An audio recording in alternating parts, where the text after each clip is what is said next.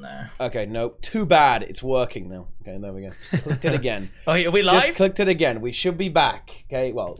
We live? In a few moments. Holy shit, we're live, baby. Wait, are we back? It's here, dude. Guys, we're I here, think dude. I think it might be fixed. You guys I like that you guys are putting Pog in the chat. Okay? I think it's mostly fixed. I actually don't think it is fixed. I think it's just mostly fixed. But I don't want you guys to listen and tell me how unfixed it actually is. Oh, thank you, Vallun. Nothing is fixed. And of course, guys, I hope you guys have adjusted your time, because if you go to the news right now, front page of Guild Wars 2 Reddit, we're actually 4 minutes early right now, guys. There's been an hour adjustment in time. So I don't know what you guys are putting Teapot late. You guys are just early, dude. I think I'm early, dude. I'm early. Already understanding how time works. Yeah, Chronomancer, guys. Okay, any Mesmer mains here? Okay, yeah, there we go. But yes, I do, of course, apologize for the weird technical difficulties that we were having, and I guess we can just resume where we are. And in fact, actually, there was a slight discussion going on in the downtime here, so why don't we just open on into that then? Because I believe Vallun and Joel were debating off stream, guys. They were doing it off stream. They were doing it off stream. Can you guys believe that? We're so into this, dude. Yeah. All right, let's do it. Why are you Teapot exposing us, man? We were preparing, man. Yeah. Okay, so what was that debate about? It was with regards to conquest balance, I believe, actually. Yeah, PvP balance. We were saying about how balance is more important in certain game modes, I think. Yeah, okay. And you would say that it's pivotal in with regards to PvP then, I would imagine, because I think that's a fair statement. Jaw has something he wants to say, because Okay, so the context of the whole discussion started from like how we were going to talk about balance in general. Yeah. Right. It wasn't. Our overarching topic is how important is balance. Yeah. So like that was it at the baseline, and then we said like, are we saying in every game mode? So like, we kind of went over towards the tangent of PvP, and then I said, well, I don't think that balance is as important in PvE at the moment, because the content is still doable, and Teapot's even proven that he can pretty much run whatever he wants to run, and he can still do the content. So I thought that balance at the moment in PvE. Well, you have to stop there and say, what do you mean by do the content? Because I mean, I can PvP and use as to be viable as a build as Teapot does. Successful and competitive, right? He can still do so with his current choice of class or whatever class choice he wants. Meaning, right? I can farm pips. Vallun, stop it. Dude, he's here. Okay, Vallun, guys, is a master debater, dude. Seriously, holy shit, motherfucker. Yeah. So like then we went over to like PvP. Okay, and so what I'm basically trying to say is like the balance is also dependent on the game systems. But yeah, go ahead. So in PvP, I said that the balance had the opportunity to tip like the roles and everything on its head. So if you look at Spellbreaker, for example, if that got made completely irrelevant, considering it's pretty much the S tier duelist at the moment that contests a 1vx, if you were to completely ruin Spellbreaker, then you would kind of change the way that roles act in PvP. You'd be removing a class from that role. So how would that change? For example, like NG counters, I guess warrior. What does warrior counter? Right? How does warrior's existence in the meta balance it? Warrior does like a 1v2 way better than anything else does in terms of its kite ability and sustainability and everything else. In a way? I mean, potentially it would bring Thief back to meta, but then you've got like way too many things that could counter a warrior anyway. Less meta. What would be less meta? Thief is less meta because warrior exists. The presence of warrior is a negative. It's negative for a thief because warrior is the best 1v2er and thief relies on 1v2ing. That's what I'm trying to say. Or 2v1ing. Yeah, 2v1. Yeah, so I mean, like, I don't think that Thief is actually that bad into Spellbreaker. I think it's more about picking your moments. But it's the worst, that's for sure. I mean, I've seen Sword Pistol Deadeye work pretty well into It doesn't make Spellbreaker. Thief not meta, it's just like, it keeps it in check. True, okay, fair enough. But then at the same time, I'm not really saying that like if they toned down Spellbreaker that it would make Spellbreaker non-meta. I'm saying that if they... I'm talking about like an exaggerated point. If they completely and utterly ruin Spellbreaker so that Spellbreaker could not duel into anybody, right? It could not really hold the 1v1. It couldn't hold the 1vx. It would effectively be able to turn roles on its head. And that's why I think that balance in general, when it's focused on PvP, is more important than when in comparison to something in PvE. And that PvE, it is still able to be done successfully no matter what really you run. Even though you do have to have those particular roles, like the hand kiter, the tank, whatever. Your idea of balance changes is not to make the game more balanced; it's to change the game. So like when you're saying role reversal, you're just saying, oh, I just want my class to be played differently. But when I say balance change, I mean I want my class to be applicable in more situations. So for example, like if Mesmer is not viable, if I make it balanced, then I'm making it viable, right? But what you're saying is like by balancing Mesmer, it would become like, oh, it's a 1v1 right now. Oh, we buff Mesmer to make it a like a team fight support, right? It's a support now. Bunker Mesmer is back, right?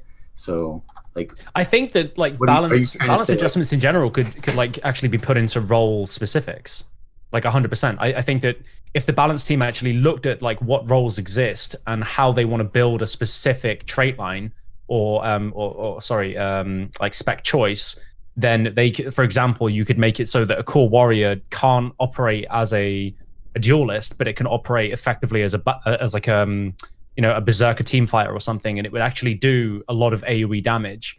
If you looked at Mesmer and you wanted it to be a rotational damage dealer, you could literally optimize Power Mirage so that it was mostly applicable as a rotational damage dealer. If you wanted to look at Condi Mirage, it's better in a 1v1, but they could like lower its mobility, for example.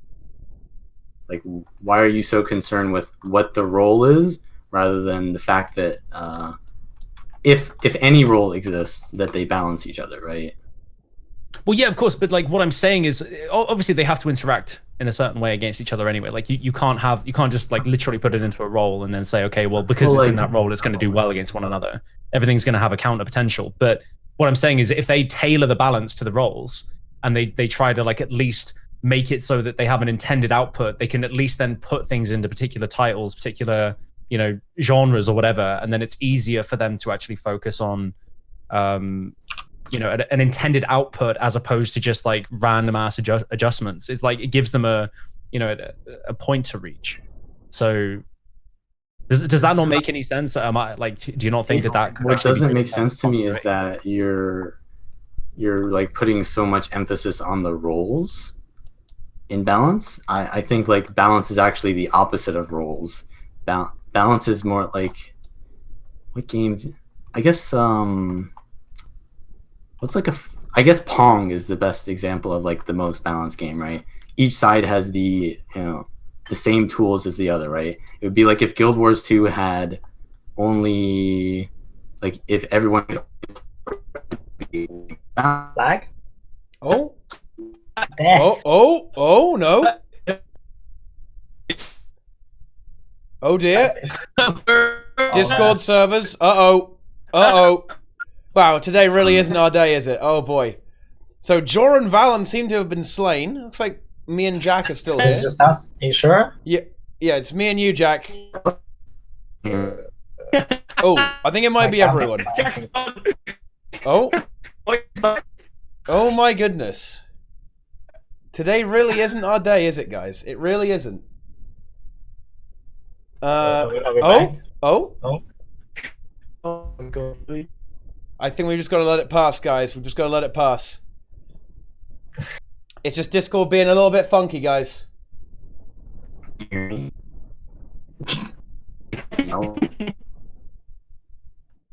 No, we don't. We can't hear either Jaw or Vallun, aka the debate god.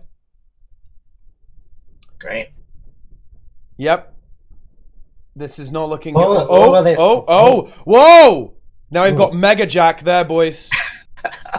Right, I'm going. Let's. Oh yeah, look at that. We got Jack in all. Are we good? Yeah. Am I back? Ooh. Does this work now? Yeah, there we go. We good? I think it's back. But no, Jack is over 3 cameras. We can do all of them. We can have his big jaw guys. Okay, big Vallun. That one doesn't work that well. Big nothing. There we go. Oh my gosh, I can. I haven't even appeared actually. What the fuck? But anyway, there we go. I don't even know what to say about that. But yeah, would you guys like to continue in that debate? Okay, I'll edit it, guys. I'll edit it. I believe Vallun was just saying that it was a case of roles being entirely different to balance, or being on the opposite. Balance is more general than what you're getting at. No, but I mean, I'm just. Sorry, carry on. I was just saying, like, it's more fundamental than like the class roles. Yeah, well, you can't really say that this class has this role, because let's say, at the start of Heart of Thorns, Chronomancer was a bunker, and now with Mirage is a duelist, right? Well, Mirage can be anything, pretty much. Like, Power Mirage can be... Yeah, that's also another reason why roles aren't really that good for balance, because, first of all, the game isn't, like, hard Trinity, right? So... You're saying that... rules in a certain class, and that kind of muddies it. Yeah, it's certainly. I mean, it's a lot more fluid than just that. But I think I do understand what Joe's saying here. Though I think he's correct.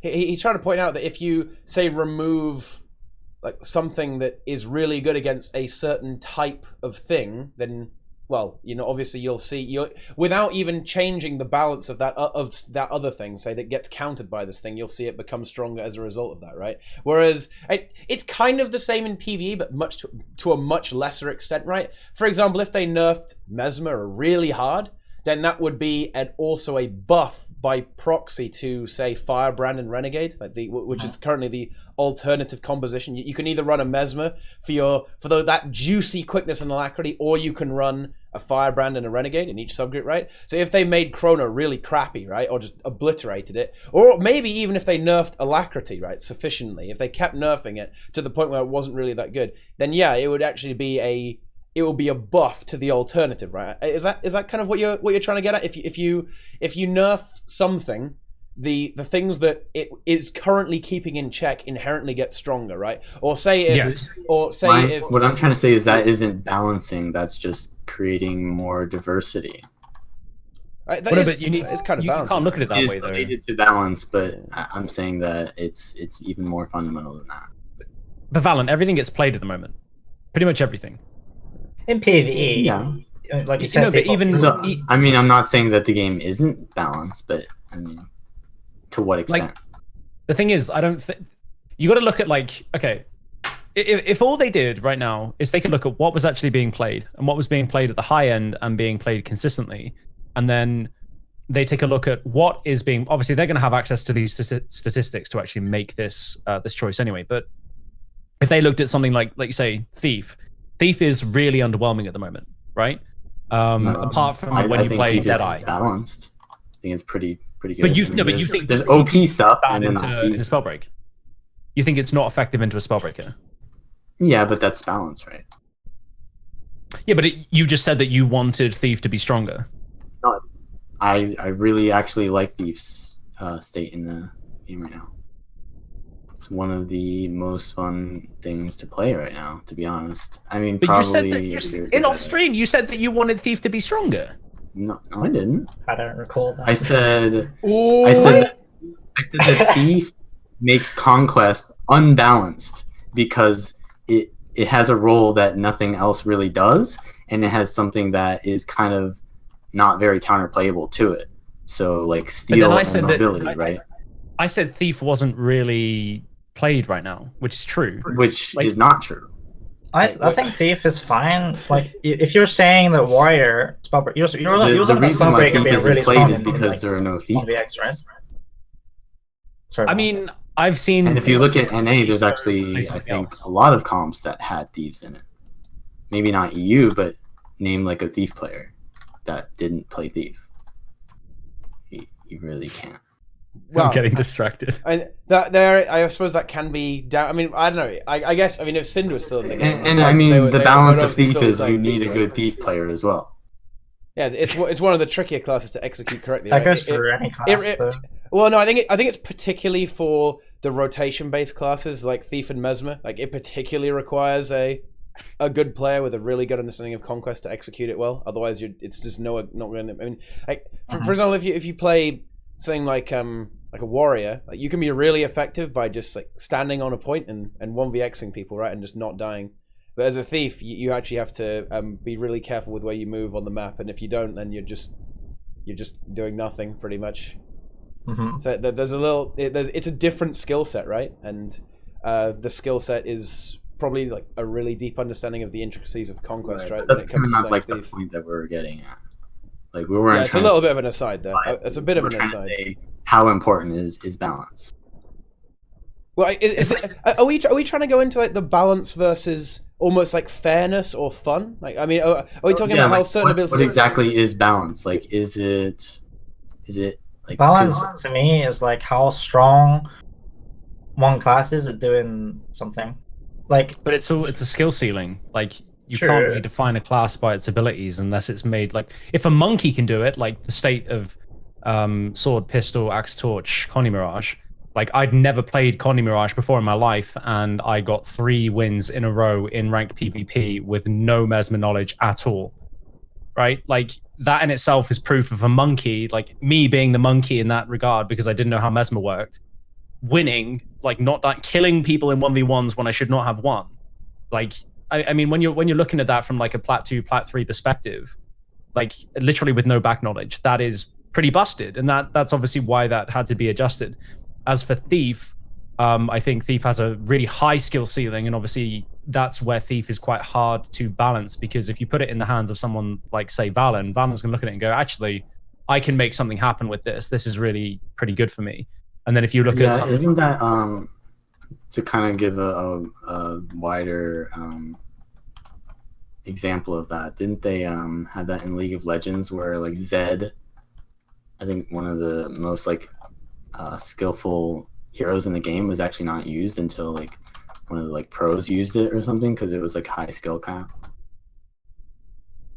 I don't know. And that's another problem, right? That can be a potential issue. It's why stuff like Dragon Hunter back in the day really got the hammer, because at low levels it was a really big problem, right? And that is something that kind of has to be taken into account, right? Yeah, so like the issues of balance is kind of like not only in game mode, but in like tiers or divisions of that game mode. Yeah, because when it comes to Mesmer, right, I think Mesmer, I would certainly say is... I kind of want to say it's still probably a bit overpowered due to stuff like Portal and its like the damage potential it has, but it's not like crazy busted, right? And there are some things that do keep it in check, like Warrior can really... Warrior definitely keeps Mesmer in check for sure. Yeah, like with all the condition, the ways it Mesmer in check. Yeah, stuff like that. So there is that there as well. And I think the reason that it's really annoying for people at lower levels, like we're talking like silver, gold, and stuff like that. The reason people struggle with that, and even in Plat perhaps, right, because Jaw's like rolling over people with it, is because they just don't really understand it and know how to play against it. So there is that component of it's one of the more annoying classes to play against, and that causes some problems that are kind of that's kind of balance as well, right? Because the game has to be considered as a whole. And so when you've got 20 stacks of confusion on you and everyone in silver and gold just keeps like mashing my abilities, what do I do? And they kill themselves. I mean, yeah, that's kind of, I mean, there is that as well. Like, it might not necessarily be busted. It's just that people don't really know how to deal with it. You're saying with the Mirage, right? Yeah, with regards to Mirage, I think that there is counterplay to it, and there are things you can do to stop it. Like, there are classes you can use to counter it, but people just don't understand it very well, right? I think. Mirage can stack like what 20 stacks of confusion in a burst. Yeah. Mm-hmm. But the duration of the confusion actually isn't that long. So if you literally just don't use any skills for like 5 seconds, just run around, you've just avoided like. But at the same time, you've just eaten 14 stacks of torment, so you can't run around. You have to stand still. True. Well, it's either that or try and attack. Just turn your skills. But if you use your skills, then you're gonna take. If you use a skill that cleanses you, it won't hurt you though. As well, so there's that to That's know. the only time. There are some things you can do about it, right? What I'm saying is, like with this stuff, there is usually counterplay to it. But it's just actually, I kind of want to Yeah, go ahead. I want to actually kind of go on Jaw's thing that he was saying earlier and kind of agree with him a little bit and say that actually kind of the roles actually kind of does balance the game in a little bit because, like, for example, the confusion thing, like, what was I going to say? Kind of how, like, if you have confusion on you like can just just don't attack forehead, right? But at the same time you kind of I forgot what I was gonna say. Wait, what? I just forgot what I was gonna say. Okay. So like what you're trying to say is that you agree with me in terms of like how roles can be used to like just initiate how balance. like a certain playstyle can come into play and have like give you the option to play around something, because like counter playability is a huge issue thing for making something balanced. Like if there's no counter playability to something, then it's not balanced. Yes. Right? Yes. So is like, that what you're trying sure, to get there's at? 20 confusion stacks on you, but you can just not attack forehead. But then that's Or, I mean, or cleanse it, that in itself is counterplay. It's like the thing that like I don't like about Mirage at the moment is literally because they can stack confusion and torment simultaneously. So your options are to literally cleanse it, and if you don't have your cleanse, you're fucked. And if you do eat both bursts, then you have to stand still and not cast anything. And then at the same time, you're kind of allowing them to hit you with whatever the hybrid damage output is. So like you're going to be eating damage regardless throughout that period, but you can't evade because you take torment damage during the evasion animation. And you literally just sit there taking additional damage in every way. So like that in itself like denies counter playability unless you can obviously evade the output in the first place, right? So that basically the way that you do counter Connie Mirage is to dodge the right things at the right time. Yep. Dodge the cry frustration, all that shit. So there is counter playability, but if you do get hit by it, it is literally a cleanse or die, or disengage and hope that somebody else comes and reses you or supports you. So it is the same thing as Milner says. Like it's the same thing for Power Mirage. If you don't dodge that initial burst, then you get fucked. So a lot of the time it does come down to when you're against a Mirage countering or dodging that first output. But the thing is that the accessibility to utility and application of more conditions, even if you dodge that burst, is where the Mirage excels. It does have multiple instances of application. And that's why like you don't have an infinite amount of dodge rolls. Sometimes you will eat a burst because of the way that the duel plays out, and you can't always prevent it. Doesn't this go into a lot of the way Path of Fire is though in terms of PvP? Like you have stuff like Rev, Core Guard, like even stuff like Scourge, right? I mean, a lot of classes are like this. If it's either, well, I guess I got hit by that, I didn't dodge it, I guess I'm fucked now, right? That's kind of how the game is. I'm not saying that's necessarily a bad thing. I just don't necessarily know if that is like how PvP should be at the moment. I think that might be one of the reasons why a lot of people left, because it does feel like kind of, the power creep is kind of. That's kind of what why I don't like one-shot specs, because they're kind of memey, right? But you can even achieve them with condition. But there is counterplayability to them, so like it's not that they're unbalanced. They're actually very bad for the meta because they're not good. And look at Deadeye Thief right now. Like that's like another aspect that I was gonna talk about is, is balance fun, right?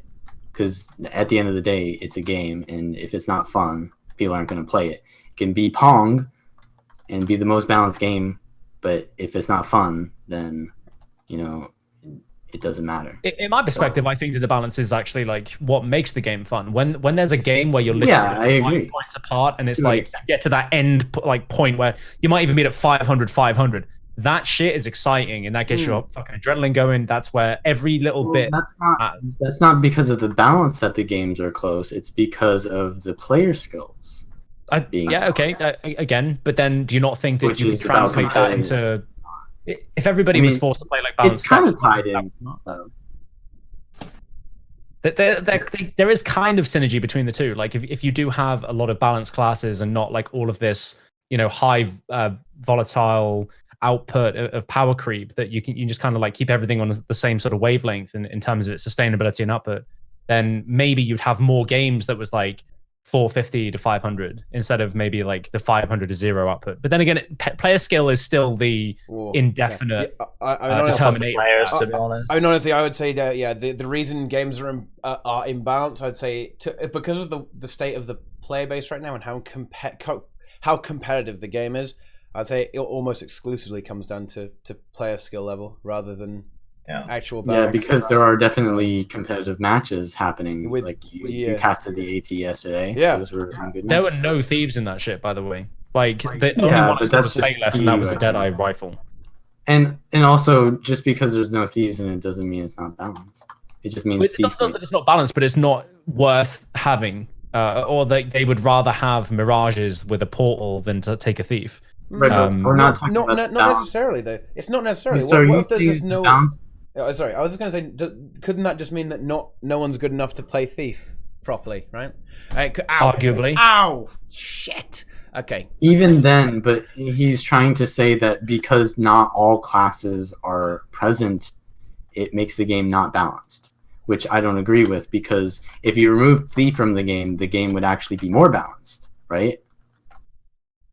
And that's what I'm also trying to say is, well, is balance more fun? I mean, I personally would have less fun if my preferred archetype didn't exist. That would be the hammer of balance, though. It makes the game less complex, which is also means there's less to explore, less to learn, and in turn less fun. So like balance is. I'm not also gonna lie, like I do like countering high burst specs. I think that like if you can dodge that burst and put them on their and own, also high burst specs also provide counters. I mean, you could say it balances the game in one way, but unbalances it in another way because thief. It's a different style of play. Things in the check, right? Like, yeah, go ahead. You can have rotational damage comps that are based on creating momentum. So you could stack like 2 revenants, like a mirage, 1 warrior, and like a core guardian, and just like absolutely well and truly dick everybody that comes out of that base, and then create the momentum around the map off of that. And it's literally entirely power creep based. But then you also have like the standard meta build, which is literally to have like, I don't know, a firebrand, a scourge, and then a duelist, and then potentially 2 rotational damage dealers, or to have, maybe even double duelists, so you're spreading over 3 nodes and have 1 person roaming. Like, it's sometimes you have to realize that obviously what they've implemented in balance has shaped strategies, which is what you would expect anyway. But it's just like you do have 2 types, which is the meta, and you do have the rotational damage, and you do see people playing both of those pretty frequently in the tournaments. And I don't think that I would want to get rid of all the power creep. I'm just saying that, like, obviously it's nice to be able to play something that might one-shot somebody. It's funny as a meme. It's good for content. It's good for variety or whatever. And you obviously don't want everything to be snail pace. You don't want every game to take 15 minutes. Sometimes you might want to win off the back of just having a really, really high damage output.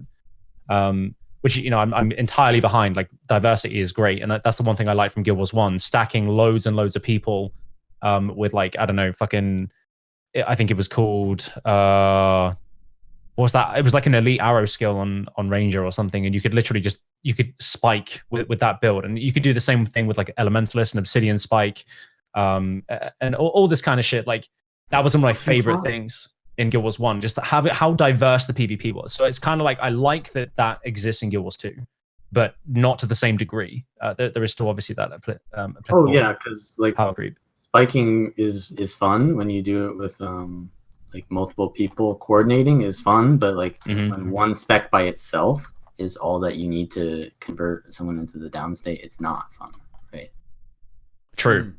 So like one-shot specs are not fun. And yeah, Guild Wars 2 is pretty fast right now, as in like the fights are quick. Aside from stuff like I don't know, like a Firebrand Scourge duel, which will just take, it'll take ages, take forever, all right, until someone comes in. But then again, even that, right? It's Firebrand Scourge isn't what it was, right? If someone pluses you in your 3v2, like you will die unless you try and kite away and run away, right? Like you won't be able to sustain a 3v2, right? It's just not going to happen. That's why Revenant is S tier right now, anyway. Exactly. It shits on Firebrand.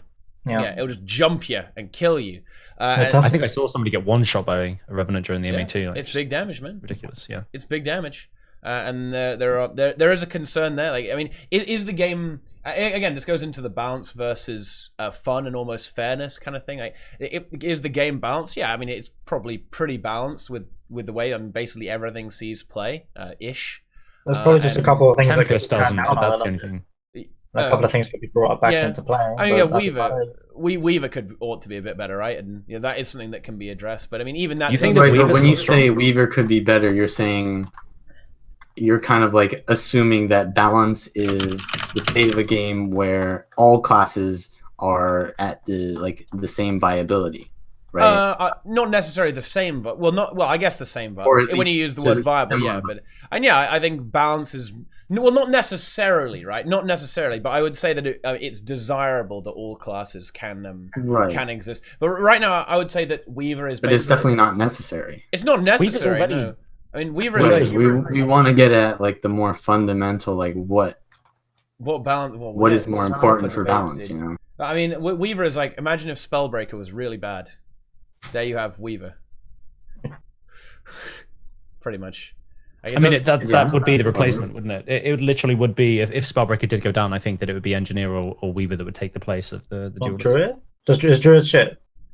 Druid is not as applicable as it was. If you wanted to play anything, it'd be Soul Beast with the Axe, Sword Warhorn. The Boon Beast. Soul Beast is something that, even though I think it's considered to be very strong by a lot of high tier players right now, it just doesn't see play for some reason, right? And this is where it comes into the balance. Like, even though Thief might be really good, it just doesn't see play because no one plays it, right? And I think that's potentially a population issue, right? If you actually look at the number of high level players, it's not crazy high with regards to PvP right now, and so you're going to have an inherent lowering in diversity, right? If that makes any sense with regards to the classes, because if you don't have a big pool of people, there's going to be less people trying out crazy funky stuff. But I don't know. I think it's not that these builds are exactly bad. It's just that people just don't play them. Well, that also has a little bit a bleed into the divisions of balance, right? Because if your population is lower, then your divisions are also much less representative. Oh yeah. Wait, you mean with regards to the league system, like the leagues and stuff? I was saying how balance has it's different in different game modes, but also different in different like skill tiers levels of those game modes, right? Yeah. And the population is kind of like very related to that, because your skill divisions are your populations. It's why you still see a lot of complaints about like Scourge being really, really OP, right? Or stuff like Scourge isn't that broken though. Or like Blood Res. Like, you see a lot of complaints about like Blood Res is fucking cancer, guys. But the thing is, it's just not relevant at a high level, right? So do you not think that actually the res potential of, like, say, Blood Necro and the speed at which, well, actually, I mean, Firebrand doesn't even really. Firebrand does it in a different way. It's not so much in trait lines. It's just the fact that it can negate you away from like a body, like, can completely knock you down and shut you away. But Blood Res in itself is pretty busted. All it takes is a Necromancer to stand still in a body, put down, passive transfusion, and pick you up. Pull them away and the pull as well on Shroud 4. Like, that's, and to say that it's not good, but it's cancer is kind of to say that it's is it saying that it's good in a different tier, or is it saying that it's just unfun to play around, right? It's unfun to play around. You could say the same for Firebrand then, because Firebrand could just res. But there's playability with Signet. Like, you can interrupt Signet. Like, a steal on a Firebrand would interrupt it. Like, there is somewhat of playability, but then all the Necro really needs to do is, fucking go into Reaper stance, can't be shut down, like, has full stability, has an extra fucking 30k health, just sits there and tanks everything you do to it whilst it blood reses. That in itself is kind of like a really shitty method of play, but that's another weird thing. If people react fast enough and cleave it down, like if a rev doesn't work, you can cleave with 2 people and you'll still get fucked up against the blood res, pretty much. It's very strong. It's exceptionally strong. When it comes to this sort of thing, though, like, Firebrand is a pretty big. In a way, Firebrand is what keeps in check like the extreme burst and like mega aids we've been talking about. Because the thing is, if you don't have Firebrand, then I don't know. Like then everyone's just gonna get it. The game would speed up so much. Like the only thing keeping the game from being really, really fast is Firebrand, right? Because suddenly, if you don't have the Firebrand, you don't have that res power and that sustain, right? And for a start, like Necro is absolutely worthless. I mean, it's just like It is useless. yeah. Because by itself is shite. Necro is. I mean, it's like a free kill. Like if you see a Necro there, it's like I found my next meal, right? You can just kill him. Maybe if they're a Reaper, that's not necessarily true. I've seen some really skilled Reapers, but I think definitely a Scourge perspective. It's, with regards to Reaper, Reaper has a better time of it, but I think Reaper is pretty easy to shut down though. Like even on its own, it's okay. I think this Power Reaper is okay. Yeah, easy clap. But I don't know. Like the balance is kept in check by two extremes. It feels like the much slower side. Of which is like the Firebrand Scourge is like the dead weight, right? That's the anchor that keeps everything in check, honestly. And then on the other side of the anchor, you have like the really fast stuff like Rev, Core Guard, Mirage. I guess Warrior also goes on the slow side. Like Warrior is just it's so hard to kill right now. Actually, with the way it is, you just can't kill it. It just takes so long to die. That again, it feels like there's no like middle ground. There's no thing where saying, you know what. This isn't going to take 10 years to kill, but it's also going to take a little bit of time, right? It just feels like there's What is a class that you like fighting against then? Like fighting it? I think honestly a lot of stuff is actually really cancerous right now in PvP. But is it balanced? Yeah, kind of, yeah. Like, because we want to have fun playing against things, but when we make balance changes, are we making it to have more fun, or are we making it more competitive? Ideally both, right? Yeah, ideally. I mean, okay, so looking at it from this perspective, but like, well, I mean, are you guys just talking for PvP? For now, I think, yeah. If you wanted to make any changes to PvP balance, right now, what would be what you would change? I would nerf. Well, I would adjust or change the way Warrior can 1vx as much. So I think a lot of that's what? Yeah, sort of like I thought about this the other day. Maybe making Endure Pain not a complete damage reduction, but like maybe a 75% damage reduction or something. It's just an idea. Yeah, like it would still be able to, do what it does, just not as good. It's just an idea. Like you see, but Spellbreaker in itself right now can be 1v1 by a good Holosmith, and all of its damage output negated, and it gets hard pressured no matter what, as long as you can debate the full counter. So as much as its survivability is good into 1vx, it's only really that good when the people that are playing into it don't know what they're really doing or looking for. That's down to the player then, isn't it? Well, yeah, of course, and then that's why it's not really balanced requirement, because it's something that is based on a skill set of those two players attacking the Spellbreaker. If you blindly just go into a Spellbreaker with two people and just keep hammering it all the time and don't count that like 8 to whatever seconds, depending on trait, when you anticipate the full counter coming out, if you don't anticipate that shit, then you will trigger that full counter every single time, increase its sustainability, get it back on its course of its block rotation and evasion rotation, Great Sword 3, all that shit. If you do not count for that, then you will increase its sustainability. So that in itself, I don't really think that Spellbreaker really needs to change. I was kind of annoyed that they put the double shake it off thing in, because I thought that the fact that it was already running 3 stun breaks was just ridiculous, especially considering it's running Rousing Resilience and getting the money, literally. I actually like those changes though to Warrior. So you like the double shake it off thing? I like double shake it off, yes, because it is more interactive than Resistance.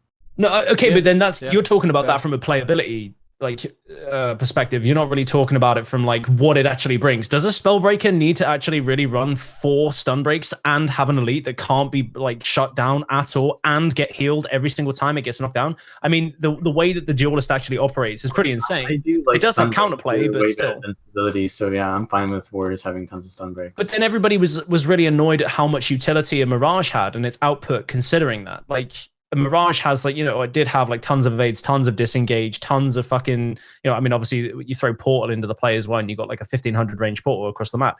Like those things were really annoying. Obviously even including the invulnerability on Distortion, you have to at some point stop giving classes so much utility, right? You have to give them a point of like where they're going to be at a deficit. I think that the utility is what you want to give classes. It's the power creep and the numbers that you don't want to give them. The power creep is to prevent the utility aspect, dude. Like, so for example, like when Revenant wasn't even meta, and the issue with Revenant wasn't its damage, it was that it had no Condi clear and it had no way of leaving fights. You know what ArenaNet did? But that's what everyone said. It and gave it damage. Yeah, exactly. That was the wrong wrong stance to take towards Revenant. It just made it broken OP, right? Yeah, exactly. But like, you see, that's what really kind of annoys me, because like everyone in the streaming community, at least everyone that actually played PvP a lot, even actually not even in streamers, just people that played in like, you know, platinum and above, even though that might not even mean a lot to people. People were saying, oh, Revenant doesn't really have any condition clear. I was hearing the same thing from ATs. Everyone was just saying, we need some form of condition clear. And I was saying, oh, you know, get a passive removal or an active removal. And this is to not force people into running Malix, right? Because obviously there is condition removal in Malix, but Malix it's not really meta. There's not really any reason to play Malix. So what did they do? Obviously, like you said, they gave them a power creep. And I kind of wish that what they should have done was just to not make the Revenant easier to play, but to give it, you know, the condition clear and see how its sustainability actually increased its playability, so to speak. Another example of this is when HOT came out and Thief wasn't considered viable.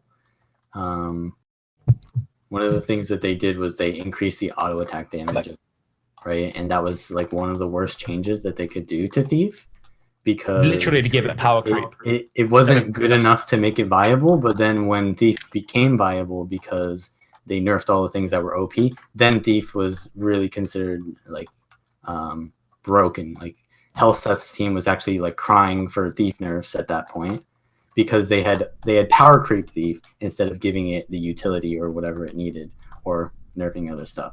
But for example, some of the good changes that happen are stuff like when they gave unblockable to Bassi Venom, and they increased the, I think it was Bountiful Theft, number of boons removed from 2 to 3, which means they remove protection every single time.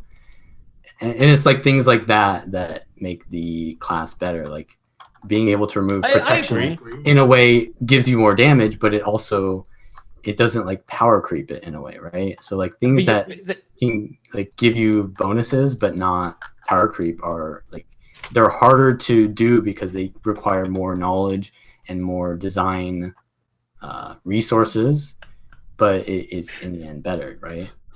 Like it's really easy to just say, oh, let's give them perma 25 might, that'll make them viable. Yeah, and that's I think that kind of goes into a problem with the way that the balance is. Doesn't it kind of feel like everything is just kind of almost too good at doing what it's supposed to do?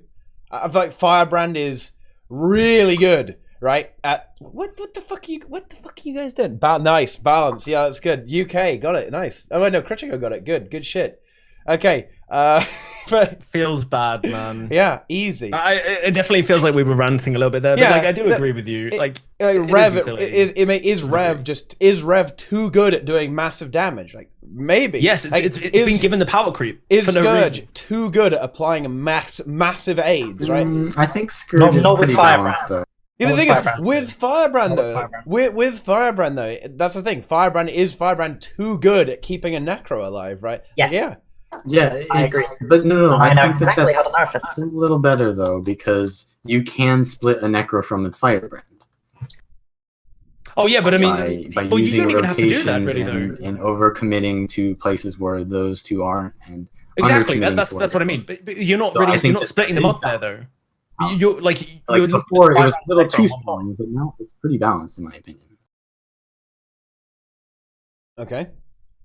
I think it's certainly balanced, but I mean, is it where we want it to be? Really, I mean, it just kind of feels like, is there too much damage and too much healing coming out from the Fireman? It feels like everything is a little too extreme. Yeah. I know stuff like exactly is Mirage too bursty? Is like everything too bursty? It just feels like there's a bit too much burst, right, in everything. But on the other hand, to balance that out, you have like the extreme sustainability of something like Spellbreaker or Firebrand, right? It just feels like everything is very, very good at its role, right? Maybe too much. Like it feels like everything has effectively got power. That's why the role exists, isn't it? Well, the role kind of developed itself from what was brought to it. So like, you know, the whole bunker meta that existed way before I joined the game, that shit was literally enabled by the fact that everybody had such high sustainability. So isn't that right? Like the bunker meta wasn't that pre-HOT, like around the ESL area? Yeah, after HOT. Was it after HOT? Sorry, yes. I wasn't here. But basically it was enabled obviously because of the sustainability. So if everything becomes like really heavy I would say it's I think it will also come back. somewhat to do with the uncounterability, because Bunker Mesmer was basically permanent evade, right? So yeah, it was a little bit the way the Precog was slowness, but mostly the non-counterplayability. It just kind of it feels like we've gone from it was incredibly horrifically slow, right, as what you guys are talking about, right? But it kind of feels like it's gone too fast almost. I don't know, in my opinion, it just feels like everything is. Everything is too good, right? My opinion on balance is just that everything is too good, really. Everything needs to be worse. Clap? Getting a clap here? No? I don't know. I'm not. That's just my opinion on it. I would just nerf everything. Just nerf everything into oblivion. Nerf all the classes. Power damage and sustainability? Yeah. I would nerf the damage of basically everything, but I would also nerf the sustain of everything as well. Yeah, the things that have been power creeped, yeah. Well, not literally. There's some things that aren't power. Yeah. I'm not saying like every single spec needs to be nerfed, but yeah, I think a lot of I would just nerf everything that has been power creeped, right? The extremes, I would nerf the extremes because I feel like they do keep each other in balance. And here's the thing: this weird balance versus fun kind of meme, right? Do I think it's balanced? Yeah, it's probably pretty balanced actually. I just don't think it's particularly fun, or interactive, right? Okay, all right, Jack. Yes. People want you in on this. People want you in on this action. Tell us how to obliterate the current meta by shitting all over Firebrand. For PvP. Yes. I would nerf Rev's damage output. Okay. Because I think it's really too high. And give it more access to condition clearing. Then, for Firebrand, the Water Tome just clears way too much conditions. The number 5 skill on Water Tome transfers. Oh, let me just check real quick. 5 transfers 5 conditions into boons on an 8-second cooldown. That's ridiculous. That's too low. Yeah. And then the number 2, cleanses conditions. There's 2 conditions. Yeah, and it heals for each one. 3. It's 3 in World Boss 1, 2 in PvP. Oh, is it? Okay. They're, still. They're not able to. But the number 5 skill is just way too strong. Like when you say 5-second cooldown on it, you're also assuming the tome is up. It needs to be 3. It needs to be 3 conditions in the boons, not 5. But then if you think about the application of revenue damage into that, like as much as it can be honest, that's why you take it down. Shut down in seconds. That's why you take it down. They just need to nerf Signet, Signet, and then Firebrand is balanced. Well, Signet Mercy. Yeah. No, I think the condition. Do you really think that Signet Mercy is game breaking though? Because I think that it actually exists for a purpose. They buffed it. The heavy power. I think if you nerf the one-shot specs, then it's only contemplated. You don't need Signet Mercy either. Like you have to make balance changes considering the future balance state, not the current one, right? So like if you nerf things, other things get stronger. So you have to nerf a lot of things if you nerf one thing, or buff and nerf at the same time. Yeah. I think Vallun's right there. The reason Signet of Mercy even exists is, or the reason it has to is the reason why the res power is even in the game is because of all the insane damage comes out. Like you wouldn't need the res Signet if you couldn't just get one shot by a rev, right, or something like that. Yeah. Right? So that's also the res Signet's only one target. Like it's, I believe you can actually get. It's an AOE, it's a small AOE. Yeah. So I don't know if it's only applicable. No, it's revive a nearby ally. Oh, only gets one. Reses one person. But isn't it like you still have to place a small circle, right? You have to place a circle, but it only revives one. Yeah. Okay, but it's only one person in that vicinity. Okay. All right. And come on, this skill was on an almost 4-second cast time and a 240 cooldown, I think. Yeah. It buffed it over the years, and it's only come into play recently. So I don't see a problem with Signet of Mercy, to be honest. Just like Firebrand in general, the tomes. The thing is, there is playability around the Signet of Mercy. If you can take a look at what Oh yeah, definitely. You can like interrupt a it and doing stuff. class than like a can just interrupt it. tanky sustainer. Yeah. But isn't that kind of like the role of like a different kind of like supporty? Like, Firebrand isn't is the not- Guardian like the person who needs to be up front? Like in World v World, you kind of need that, don't you? Like maybe you want to talk about World v World balance instead of PvP. No, I was talking about PP. No, Yeah, maybe. We don't I mean, use we it have in we've World. discussed Because PvP. are we going gonna to skill split? 50 Because minutes. that's another thing. If you want to move to World v World, I have a lot to say about that. Well, that might be your opportunity, Jack. If you want to put us on a play, I don't know shit about World v World balance, to be honest. This might be my Balance is opportunity to. obviously not as important in World v World, but it does have a lot to do with the fun of the game mode. Mm-hmm. Yeah, I don't know. In my opinion, a lot of anti-fun got introduced. A Yes. lot of anti-fun got introduced in Path of Fire. Path of Fire. Path of Fun. Path of Fun. Yeah. Can I just throw something out there to like give you guys something to like debate? Okay. I hate World v World because it's Zerg or be Zerged. Go. No, it's not. I disagree. You have Dude, roaming I play Thief. Guys, Yeah, boys, Look at boys, Cinderella's montage video. boys. Shh. Listen, crew. We're talking over each other a lot. Let's not do that. Okay? Let's just.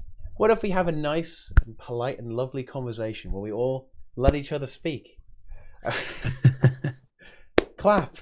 Okay. Zerg or be Zerged. Okay. On that, is it though? I don't think it really is. It's just that's just the very much predominant game mode. You don't have to if you don't want to. If you want to gather up a group of say 5 to 10 people, and you want to go in and say help out a Zerg and kind of go in the back and take some people out, or you want to take some you want to go on a roaming. There's like a random blob running around just capping towers. You want to go in there with your 5 to 10, try and take out their 15 to 20. You can absolutely do that. Go and watch Vans do it. Okay, with the Cake Boys. You know there are loads of people who do this sort of thing.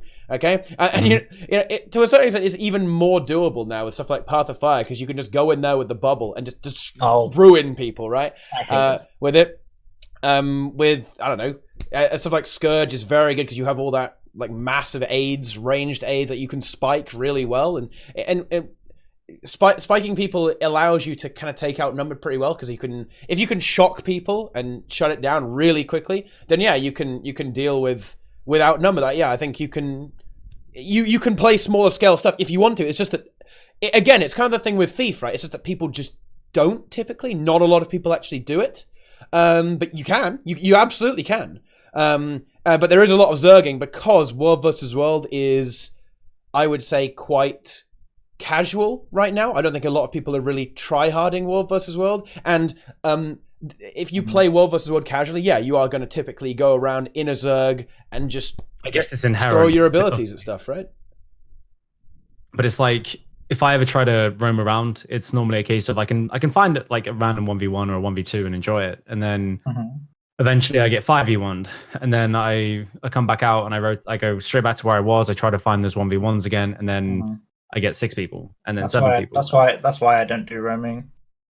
I mean, so like I think for people that want to play solo, it's kind of hard from that, but maybe that's because of the game mode. Maybe that's the inherent element of. If it's all open. So. You're always going to get gangbanged. I mean, that has to do with balance. That's what people do. I mean, like right now, I think if you play Thief in World v World roaming, then you're fine. But anything else, you'll just die if you're outnumbered. Yeah, there are always maybe like people... Warrior is good too. People always like, oh yeah, we're so good. I'm gonna kill Vallun 1v3. You're like, oh yeah, this is one for the montage, boys. It's like, what? I don't know, dude. I mean, Vallun 1v3s them. Yeah. Well, no, I just leave. It's like, I'm gonna kill Jaw on his stream. Bonds is the one. I'm gonna jump on Jaw's body with my 3 thief gank squad, boys. Yeah, it's just. I mean, yeah, that happens. I mean, it happens. That's what people do. Isn't that what Babylon did to me at some point? Feels good, man. Throw siege on him. Yeah, throw that siege. Throw siege on my dead body. Yeah. And that's kind of inherent to World vs. World almost. And some people talking about the World vs. World meta being very stale. It's all Scourges and Firebrands. It's true, and Necro and Guardian are always going to be essential. But again, the reason the meta is where it is because of laziness. Like, so many classes are really, really good in World vs. World. The only ones that aren't good are basically Thief and Ranger. And like Thief actually has a build you could play in a Zerg. I don't think it's probably not. It's nowhere near as good as the alternatives, but you could play it, right? The only one, and even Ranger. Here's the thing: like Thief, right? even Ranger could actually have some applicability, right? For like have 1 or 2 like snipe enemy weavers. But here's the thing: like everything. It's just that people are very lazy, and everyone just plays like stacks a bunch of necros and stuff because it's the easiest thing to do. It's not that the meta actually is like that though. It's just that people are very lazy, right? It's not that all of this stuff is totally unplayable. Are you going to have a good time if you only play Soul Beast? I mean, yeah, you're probably going to struggle, right? That's not going to go so hot for you. But I don't know, like Soul Beast can see some applicability as like a sniper class, right? It's not completely awful. 7k. Soul Beast is so high damage, insanely high damage. Yeah. Mm-hmm. The hell is this? Is there any changes you'd like to see, Jack? Like going into World v World? In World v World, the reason, like since Path of Fire, like people always talk about like how Heart of Thorns was the golden, well, sort of golden days, but like people enjoy melee ball. People enjoy the idea of 2 Zergs clashing into each other and brawling, fighting, like, right? At the moment, it's kind of rangy. And, you know, a lot of people don't like it. It's not full pirate ship, it is a bit more melee right now. I can't remember what changed that, though. I think Weaver. You know when Weaver was busted? It was hitting like 14k showers or some shit? Nice. But, no, that doesn't happen anymore. But, because it got nerfed. What I'm saying is, like, the main thing that stops Zergs clashing against each other is Warrior Bubble.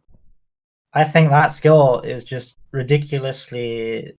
I don't know why it exists, to be Winds of honest. Disenchantment. Winds of Disenchantment, yeah. Yeah, so isn't that like a boon? Is it a boon removal or boon corrupt? Boon prevention, even worse. Prevention. Yeah. Like, I can't remember if it's a 10 target thing or a 5 target thing. 10 targets. I think it's 10. So it's going to apply disenchantment to 10 people, right? But then you also have the Firebrand equivalent, don't you? It is constantly ripping boons. Every half second or second, it rips a boon, right? It depends if you have the elite trait as well. Because if you have the elite trait, it then removes even more boons. So you put a bubble down, it completely stops the melee push in the Zerg. And then also, you can't even apply boons to the people in the bubble that have disenchantment. So when 2 Zergs are pushing into each other and bubbles are going all over the place, they have to back off. Yeah. Because the bubble absorbs projectiles from everything. And I don't know, dude. Like, I honestly think it's just a stupid skill.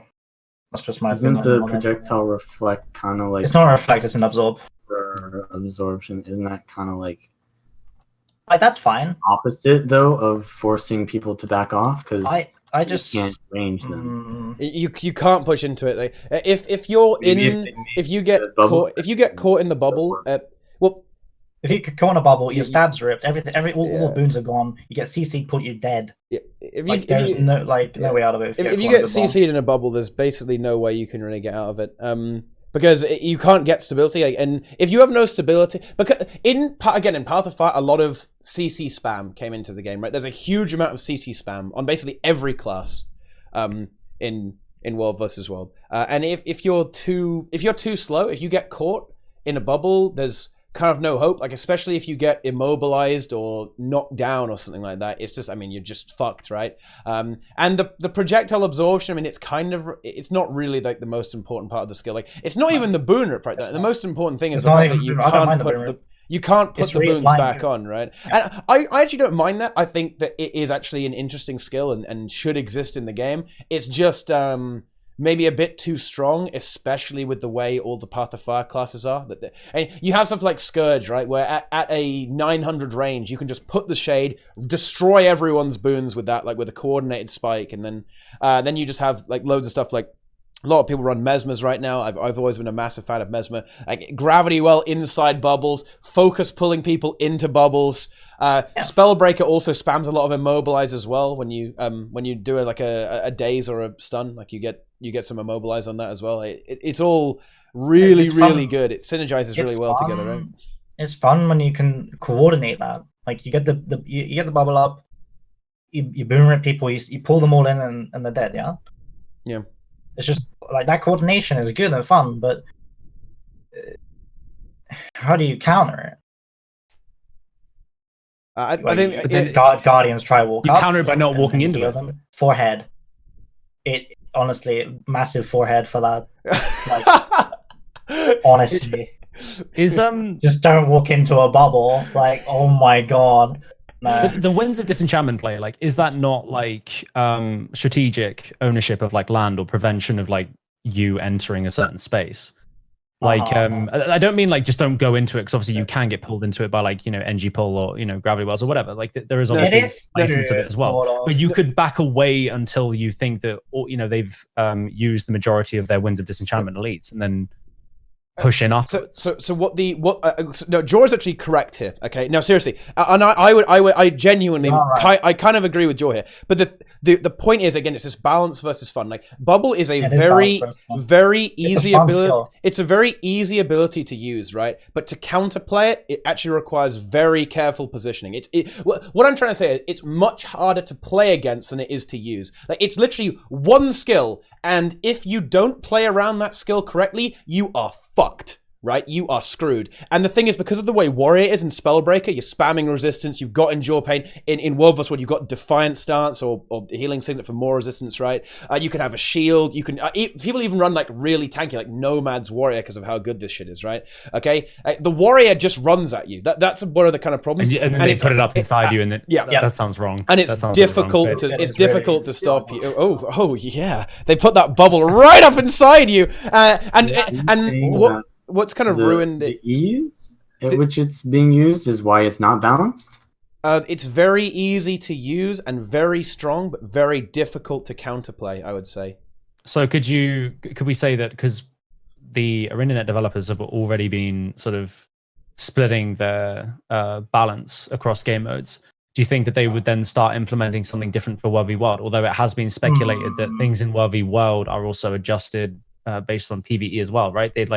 They operate very similarly, and I think a developer said before that they could not adjust things in World v World because of spaghetti coding or something like that. They couldn't separate all three game modes and adjust them. Maybe it might be like a workload thing, but I think that obviously if they could adjust Winds of Disenchantment to maybe make that easier to play around, then that would be a step forward. I would just personally change how the disenchant effect works. Instead of it okay, it can remove boons, sure, but I thought of two things of this. It could either like reduce duration. Yes. Reduces the duration of the boons applied to you. Yeah, it lasts for a second, but the whole bubble lasts 10 seconds. Yeah, that bubble's 10 seconds. Yeah. Oh my god! Just to kind of cut in there, that would be. If it was 5 seconds, it would be okay. But I just want to change how disenchant works, because like I think either it reduces the duration of boons applied to you, or all the boons on you currently just like chunk down in duration, sort of like it takes it reduces the current boons on you by 50%. You also remember that like so the strength it just of the isn't bubble is, you know, when you get caught in it, right? So if you're reducing, they'll maybe make it a 5-man. I mean, 5-man target is a start. Also, maybe reducing the size of it because it's huge. So you wouldn't want to do all of those things simultaneously, though. You'd have to kind of like pick one of those things to adjust it, because I think if you did all of those things you guys are suggesting, then it would absolutely kill the skill. As much as like it would still be good. I no other good elite warrior. I think it would kill it, because you can't make it so that it reduces the boons. The thing that makes it so strong is that you get caught in it and then you can't get out because you can't get stability. But if it just reduces the duration, then you can get out, right? No, it was still removed. You'll be able to get out in like the low duration that and stability and resistance are one of the first boons to get removed. So you could still CC people. They would just still have protection and just other. You could play around it. You could play around it. It just means you have to invest more heavily into it, right? You'd have to really focus on landing CCs and immobilizers in it. It would probably shift over to stability screwing you over to not having resistance screwing you over. Right? Say if you get get pulled into it. Like you still can get stability, but the thing is, if people are starting to spam chills, stuff like that, and cripple and immobilizes on you, like that's when you'd be in trouble again. Like again, if it say made boon duration reduced by 75%, which is actually really nice flavor because the skill Winds of Disenchantment in Guild Wars 1 actually did the same thing, by the way. So nice little flavor, some meme there. I think Warrior would still be good anyway because it is actually a strong damage dealer and CC bot anyway. So it wouldn't be bad. I don't think the class. No. Yeah. It would still Winds of Disenchantment will still be a field to avoid completely. You don't want to be in an AOE that's going to reduce your boons by a set amount, right? You want to avoid it. So it's still one of those skills that you're going to place it down and it will force the enemy group to reposition. That's what it does at the moment. Like you put like. Let's say in a 50v50, right? There's like 5 to 10 warriors, and they all go out and push their bubbles, or rotate the bubbles. Like it just continuously forces the enemy group to move out. Still, it just wouldn't be, hey, I'm stuck in some CC now. Can you give me some stab and stun break to get out? Maybe. What about if they made it? I don't know if this is even possible. What if they made it so that the bubble could not remove those two specific things? Like, so stability and resistance are probably pretty integral, I think, into like World v World.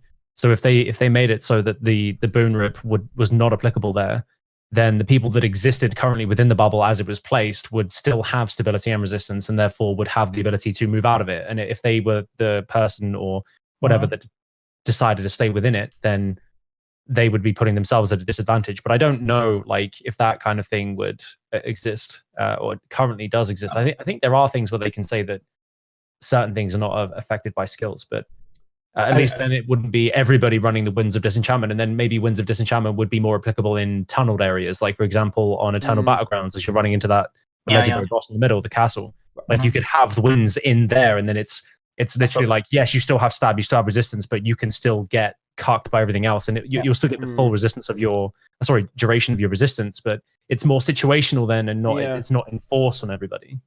It would probably make that. I think that would probably be too weak. I mean, the whole idea in World vs. World when you're trying to boon rip is to essentially screw over the positioning of your Zerg. Like World vs. World is all about positioning and field control. Yeah, exactly. It's all about field control, area control, stuff like that. And if you can't deny that with, say, it's with a corrupt spike, with some like massive CC, stuff like that, or a bubble. If you can't do that, then stuff like, again, Firebrand. Narrow, come on, man. Okay, it would just get out of control. Again, it's a similar problem to PvP to a certain extent. Like everything is really, really good at what it does. Like Firebrand is god tier. Like it's also a bit more unnerfed. For stuff in Firebrand stuff is better in World vs. World than it is in PvP as well. So it's like really, really good. And stuff like Scourges and Ellies, and stuff like that, they're all like force amplifiers. Like the more of them you have, like they scale very, very well. It's Scourge is great, okay, but you know what's even better than Scourges, okay? 10 Scourges all dropping like 2 wells and a shade, and like every shade ability in the same place at one time. That's what it was about, though, coordinating shit together. Yeah. But what I mean though is that though I think Scourge has amplified how Necro was before. Now it's really fucking good if you all cast it at the same time because of having range, having like all these shade abilities that you can pop all at the same time. In addition to wells on top of that, right? It's even stronger. And then when you have again stuff like Spellbreaker, like amplifying all of that again, it's pretty damn strong, right? Very, very strong. And it's just kind of this push and pull, right? If you nerf Scourge and stuff like Warrior too much, then Firebrand is just going to run amok, right? And just carry everything.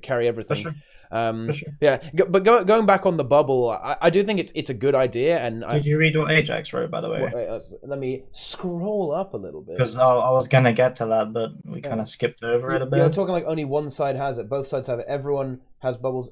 Everyone. It's not a one-sided ability. That's absolutely true. And so in theory, yeah, it is balanced. World versus World is balanced because you could literally run the exact same comp on both sides, right? If you wanted to. It's not like it's busted OP or anything. Well, I mean, it is pretty busted OP. But the thing is that doesn't necessarily mean that it's fun or fair. I think that it's just a bit anti-fun. I think especially it is anti-fun because you can't push into each other. Are the that's what people Spellbreaker like about Heart of builds Thorns. relevant? Sorry, go ahead, Joe. Can you play anything else as Spellbreaker? Like, or are they pretty much still enforcing the sort of elitist? You must be running Winds of Disenchantment if you're a Spellbreaker in this squad. I mean, you can Like, is still it do literally S tier? something. Why Oh wouldn't yeah, you? you'd be a lunatic not to run bubble on Spellbreaker. You'd actually So be it is insane. literally like almost like a demand in 1v1 at the moment, which kind of like doesn't really imply that it's balanced. It's like that it's just a necessity because of how strong it is, right? So do you not want to encourage diversity by, potentially balancing it, like rebalancing it? Like, is that? I don't really have a problem with stuff being best in slot, really. Inherent to the design of World vs. World, like anything that's got boon remove is going to be really good. Yeah.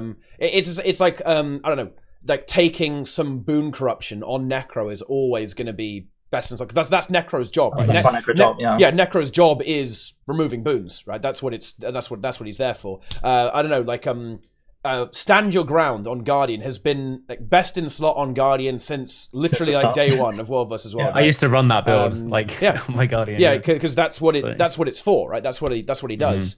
So it's I don't think that's really an issue as such. I don't mind certain things always being better, especially when it comes to elite skills, right? Because elite skills aren't very varied. They typically have different jobs on the elite skill, if that makes any sense.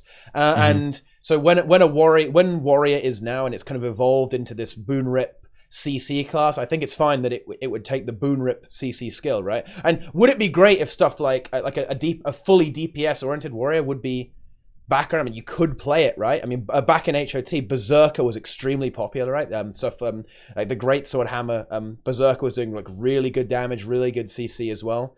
That would be great if something like that did exist as well. But right now, I guess you could argue that it's a bit imbalanced because you could play a DPS warrior. You could if you wanted to, and you could probably do some work with it. The thing is, you'd be insane to run that over Spellbreaker, right? You'd be a lunatic. Because of how good stuff like Bubble is, full counter. So I think Spellbreaker will always be used unless unless another expansion comes out with a better spec, then Spellbreaker will always be the spec that Warrior uses, just because of what it has in its trait line. Yeah, like it, and you got break enchantments, you got the traits where you stun, you remove boons, immobilize and stun. If you remove a stun, you remove a boon boons in an AoE. I think it's full counter for survivability.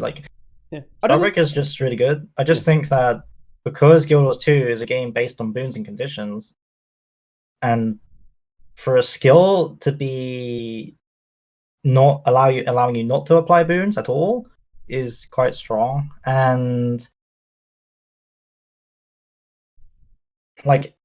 in my opinion, if World v World fights are based around one skill, that's just bad. Yeah, and that's why you want to have Winds of Disenchantment nerfed or removed, or nerfed or not removed. No. I think it's fine, but it's just not fun to play against. And I don't think it's been fun since Path of Fire. I don't the only people that actually really enjoy Winds of Disenchantment are the warrior players that can go balls deep in there and just pop it and just remove the tons of boons. It's fun. I play it myself sometimes. What if potentially there is a build out there and I just theory crafted it and it exists and it is better than Winds of Disenchantment for boon removal? Ghastly Breach, Guell of Corruption. Is that? Oh, sorry, are we talking about only warrior? Oh no, I'm talking about on Thief. Oh, on Thief. I don't know. Maybe there's an elite spec that steel removes boons in an for the new meta. All right. Yeah. I mean, if that was the case, then yeah, things can change. This is. I have. You have it. It is the case. I have the build. I just made it. Roast. Why am I the roast lord? All right, just prepare yourselves. All right. Shadow Arts, Deadeye with Shortbow. You take Rending Shade. Oh shit! Wait, he's role playing as not making any noise. He's fully muted himself, and now he's muted his microphone. He doesn't realize what he's doing. Sorry, I was using my second push to talk. I forgot it now. So Rending Shade, it removes two boons from your target when you stealth attack it. Yep. Use the Shortbow with full malice and Deadeye, and it does an AoE attack. So you remove 10 boons every sneak attack. Isn't there's a trait in Deadeye?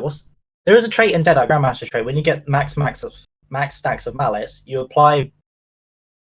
I don't know. There's one of the Maleficent 7. I don't know. It applies a lot of boons, but there's one thing that your steel skills apply boons to allies around you, right? Yeah. They remove that. This is the thief build. No, there's actually a potentially good thief build where you like spam steal skills on Deadeye really hard. You apply AoE aids to your enemies, and you can you apply like a shit ton of might, and fury to your team, I think. And on top of that, you give them loads of boons, right? So if you like target a rev, you can give your entire, when you use it with improvisation, you can like give your subgroup like 6 seconds of resistance, like whenever you do that. And if you have max malice, it's like 12 seconds or something. There's actually like some thief meme builds that can be played. This goes back to people complaining about not all classes being viable, right? Viable. It's just that you can like, and truth be told, like, will you get as much value out of that thief? Yeah, it's just not as good probably. But then again, honestly, do we even know? Like, do you have people tested it enough to truly say that? I've messed around with a boon duration just came out just now. Deadeye. Yeah. I messed around with a boon duration Deadeye once. It was okay, very niche, not as good as anything else, but it's just a little fun. But it's not good. Like, people will kick you from squad. Exactly. They actually ruined that build when they did the Deadeye rework, so it doesn't exist. Yeah, Feels that's bad. a shame. That's a shame. Feels bad, man. Maybe the next elite spec is a support thief. Yeah. Support thief. It hasn't happened until now. Already. But it's finally. I'm ready for heal thief, guys. Okay, I'm ready for heal thief. Do we really need a heal thief? Yes. I mean, yes. We need. You can kind of already do that playstyle as thief, but it's more world oriented than PvP. Obviously. Yeah. I mean, that's not really going to make an appearance until the next expansion, right? Like, look at create a whole new trait line. I don't know, man. Set of skills. I've seen it happen pre-HOT. Pre-HOT Shadow Arts Thief. Okay, but just because it can be done doesn't really mean that it should be done. Not only can it be done. Like, if you can theory craft something like that, then why would you not just run something like Firebrand or Scrapper, and actually bring more to your team? They're better now. I'm just saying it existed at one point. It's so like now. If you wanted to make it into a legitimate thing, it would have to be a brand new trait line, I think, and the traits would have to be built to enable that. But it would have to be something that Guild Wars went out their way to achieve. Yeah, I don't think that you would really want that. I don't know. This kind of brings me back to like the Holy Trinity discussion we had on Friday. Like, I still think that it's important to have like dedicated roles in some regards, like not to make everything a viable support, but to say like, if somebody goes, I want to play like a support class, what should I do? And then you'll see people recommend like, things like Tempest, even though that's outdated now. But you'll have like Firebrand, or maybe even run like heal Necro. There are go-tos which people recognize as the healer of the effective Holy Trinity that doesn't even exist. Maybe it's important to still have those separate and not just give everything the potential to be everything as much as they want to enable that. I don't think that's a really good idea because it adds confusion. I think it adds confusion, but I think isn't that kind of the joy of Guild Wars too? That you can have a massive amount of hybridization, right? You can have that hybrid role. You can build what you want. Yeah, where things can do different things. I really love that. I mean, I am a massive sucker for a hybrid class, guys. I really am. So I think that's kind of the joy of the game. That's what makes PvP so great, though. Like PvP, you can run whatever your utilities enable you to do in terms of being not only like high damage output, but to sustain yourself on a node. That's kind of unheard of in an MMO. Like normally you'd be either damage or like self-healing. Like you wouldn't normally have both. So it is kind of cool that you can do that. And I think that's one of the great elements of Guild Wars 2. And it's like skill distribution and stuff. But when it comes to things like raids and other stuff like that, I don't know. Like I feel like having the Holy Trinity existing just within PvE, or maybe even like some elements of PvP, maybe like like Firebrand and stuff like that. I think that's kind of like that's cool, but like giving everybody access to everything all the time is just a bit. I don't know. Maybe like obviously, Thief can't be a healer, Maybe a bit much. That's definitely true. But I think as long as the balance is kept in check, I think it can be done. Right? I think it can be done. Right. If that makes sense. I'm not saying it can't be done. It obviously can be done. If they made Heal Thief beforehand, then obviously it can exist. It's just a case of would they want to actually create a trait line? Would they want to dedicate their next expansion or whatever, if that does happen, to creating Heal Thief? I mean, why not a Tank Thief? I mean, you kind of already have that too as well. Yeah, like I mean, Thief. A fun fact, actually, Joy. In raids, there was a time when everyone thought that like it was sword pistol. Yeah, it was like sword pistol Thief was going to be like the tank. Heavy on the evades, is it? Yeah, because you just spam the evades really hard, and you could actually do good damage. You could do damage with it at the same time, right? So it was like, wow. And there was this great video on Reddit, like, oh yeah, I did it on a 5 toughness Thief, right? Like 1 infusion just to give enough aggro, and then everyone else ran no toughness. So it was, and that was kind of fun, right? You can do that, but that it's not good because then it would just be broken OP. Like I'd prefer Thief to be like more role specific rather than like role variable. Just because. So you actually agree with the fact of like some classes being sort of pushed into their niche and not really being able to. Yeah, kind of like how WoW has like, oh, Hunter can only DPS, but maybe Paladin can do all 3. I feel like the core mechanics of a class can be more flexible when you have it forced into like a single role. That's why you see like Druids and Paladins are kind of strong. What's a Paladin? Is that the new elite spec? Sorry, I'm talking about WoW. I'm joking, I know. I mean, yeah, sure, but it could definitely. I think you could still have a Heal Thief. I personally, I would love to see like all. I think I would like to see. I mean, I realize that people like their niches, but I don't see any reason why it couldn't be the case that like, everything can kind of do everything in some way. I mean, look at Heal Necro, right? Like Heal Necro, Heal Necro is like a very specific build, right? Very specific build. I don't see why you couldn't have something similar for Thief, really. That would. What do you think? What they would do? Do you think it would be like on the back of maybe Heal Venoms that they share? Yeah, like they really double down on Venoms or something. Like that. It could be anything. Honestly, a lot of stuff like Heal Warrior is literally like a hair's breadth away from happening in raids, right? Okay, and it could just be like a spec like dedicated to making something work in PvE. And again, specializations can be quite varied as well. Like you can like one trait line can be dedicated to support. Like a great example of this is Necro, right? If you take all the traits that are around Barrier and Big Shade in PvE, it turns out it's actually busted OP at support. If you take Blood Magic and Scourge, it turns out it's actually the most overpowered support spec in the entire game, right? Do we want to move into like PvE balance now? Yeah, obviously. And res. That 9-man res. Yeah, that 9-man res, right? Like, I saw that Twitch clip. That was ridiculous, by the way. Well, absolutely ridiculous. Yeah, it's insane, right? I mean, but does that really screw over PvP? No, like you don't. I don't think you see too many like Heal Necros running around, right? No, of course not. It does actually see play in World versus World, as I understand it. There are a few cheeky minstrel scourges going around the place, rezzing everyone. I tried it. And spamming Barrier, and I think that's not too bad. But again, like that specialization. Okay, so in Scourge we have that top line that mostly, let's say, mostly sees play in PvE, right? Just for the sake of argument, there's a bit of play in World versus World, but then you have the World versus World variant, where you have the range spike boon ripper guy, right? And then you also have the PvE variant, which is the single target damage with AoE cleave on Epidemic. So even though you have this heal archetype within Necro now, it is also a multi-purpose specialization that it can also do damage. And again, I would view Necro in World versus World as quite hybrid. It is a bit supporty as well. It has some cleanse to it. It has AoE barrier.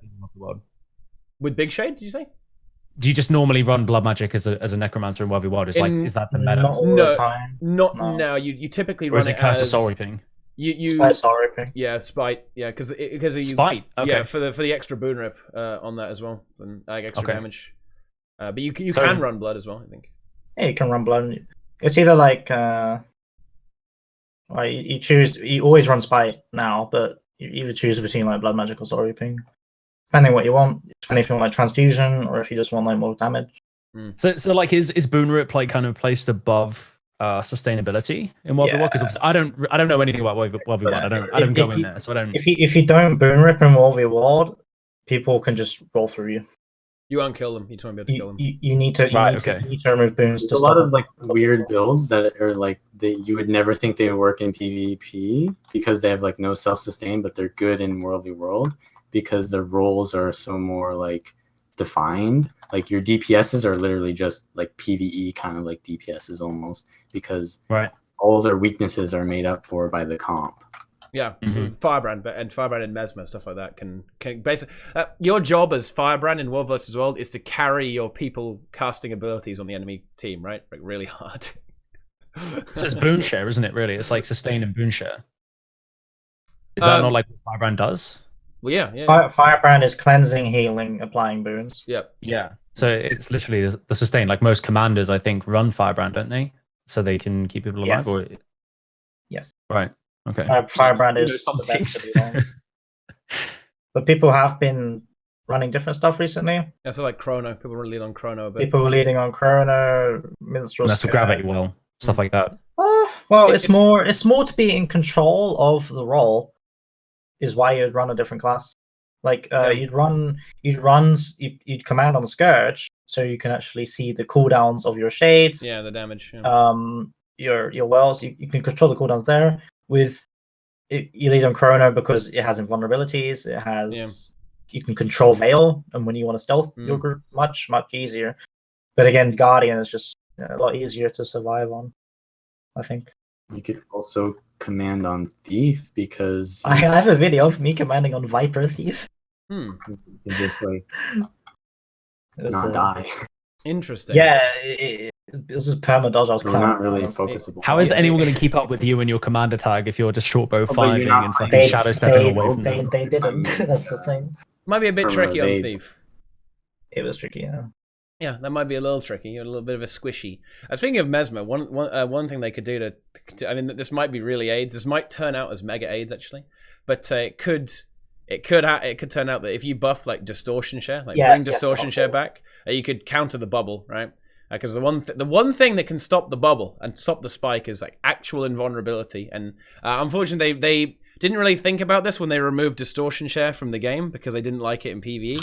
I guess it is kind of broken, I guess, in all game modes, but still, they could potentially bring it back and just give it to World vs. World, because then your Mesmers can share distortion and give you some additional time to react and deal with the bubble on the Mesmer, which could be of some value there to have some counterplay to that instead of just don't stand in it forehead. So a lot of like what you guys are pretty much saying about World v World is like you just don't really like the current state of like wins. I think that's pretty much anything you guys have agreed on.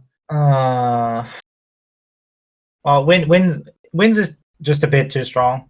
They can nerf it. It was worse, I think. I think at the moment, I think it used to be it removed a boon every half second, and now it's remove a boon every second. Yep. I think. Yeah, and they added an internal cooldown on the Grandmaster trait. It always had one. It was just unlisted. Yeah, it's a note. Oh, really? Yeah, the Grandmaster trait with was always. I don't know. I think at least for Winds of Disenchantment, they could just remove it from 10-man to 5-man. Because how many 10-man target things are there? Not many. Old Big Shade. Do you remember Old Big Shade when you could get 20 people with that? I remember that.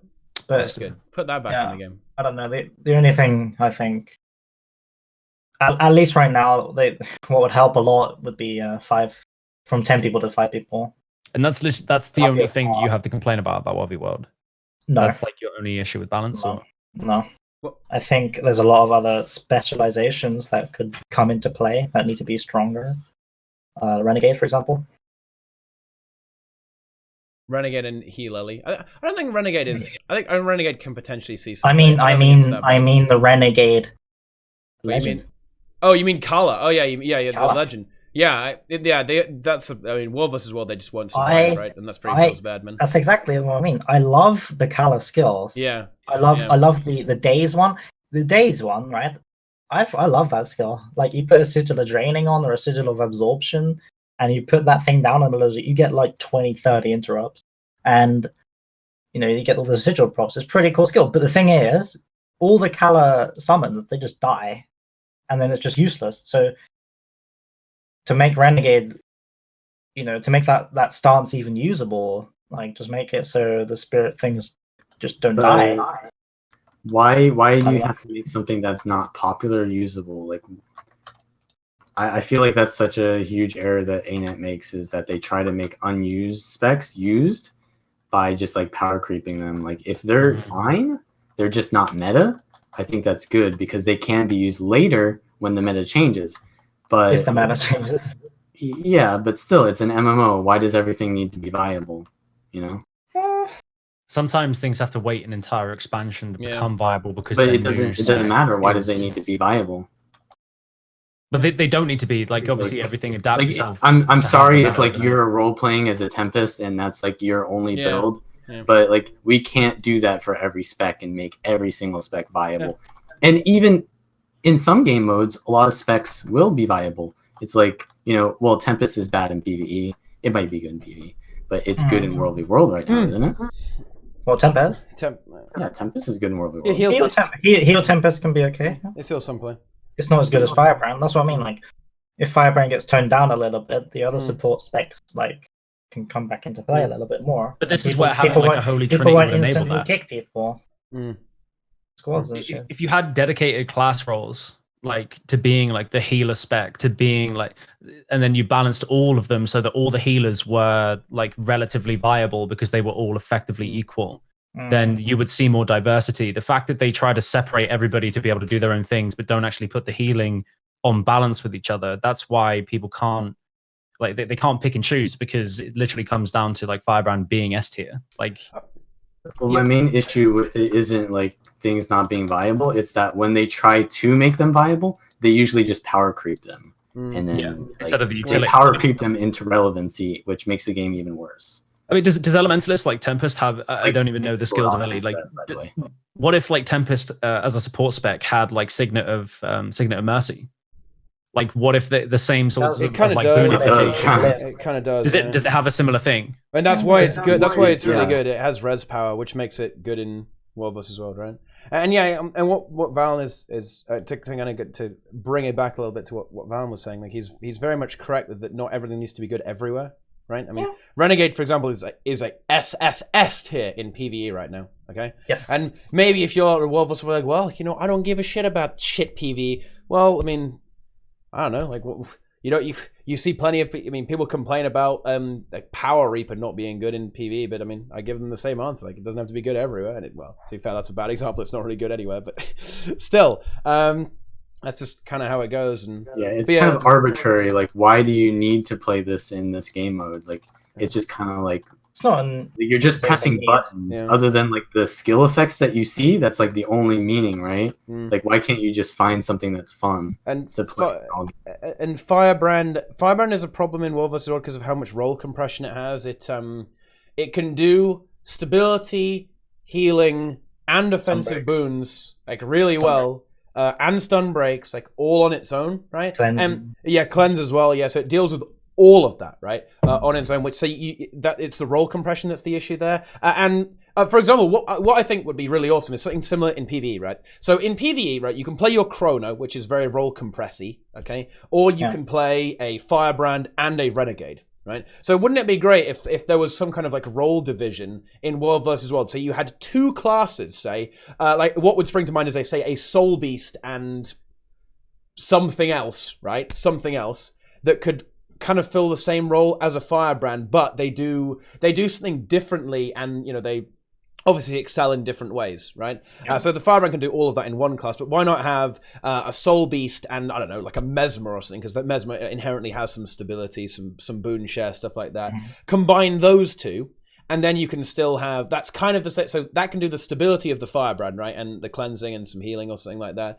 But on top of that, say, you get stance share, and you get, with the Mesmer, you get a bunch of CC or something, right? So it's kind of the same as a Firebrand, but it also does something else slightly differently. Because one of the big roadblocks in World vs. World, I feel like, is Guardian, right? Guardian, it just can't be replaced right now, mostly because of stability, I want to say, actually. Like, you just don't get anything. There's nothing even comparable to it, really, when it comes to AoE stability. Like Scrapper. Like, fuck it. Why not Soul Beast Scrapper as like the duo that kind of role plays as a Firebrand?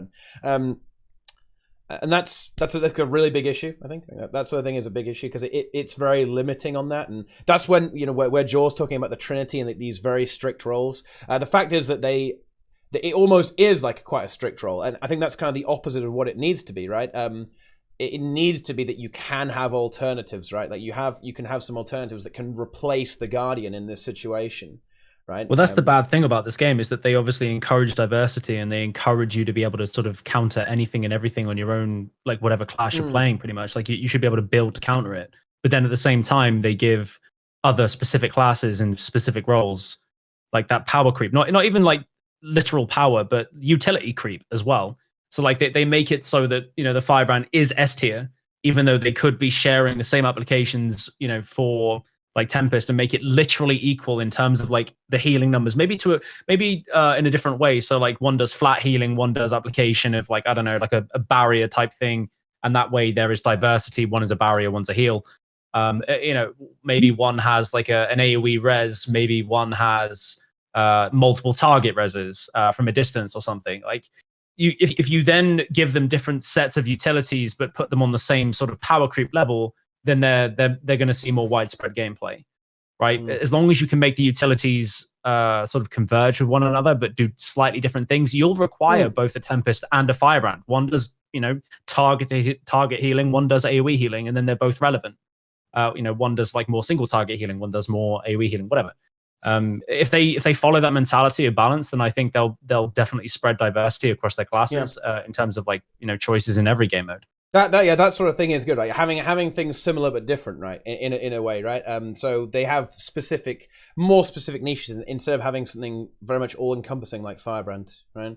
Well, they did that in Final Fantasy XIV. Like the Scholar was essentially a shielder, and the White Priest was a healer, and they both did different things. Like the shield would negate certain effects, and the flat heals could be, you know, literally be like an equivalent of lay on hands from a paladin, like, you know, just flat full heal somebody. Was that successful? Was it good? Yeah. I mean, Final Fantasy XIV was a really successful game, and the raiding elements of the game were really, really good. I mean, obviously it's dropped off lately, but the way that it synergized kind of depended on. I mean, eventually you could swap out. Like when you were first going through hard content, you would have both healers, and then eventually, it was White Mage, sorry, not White Priest.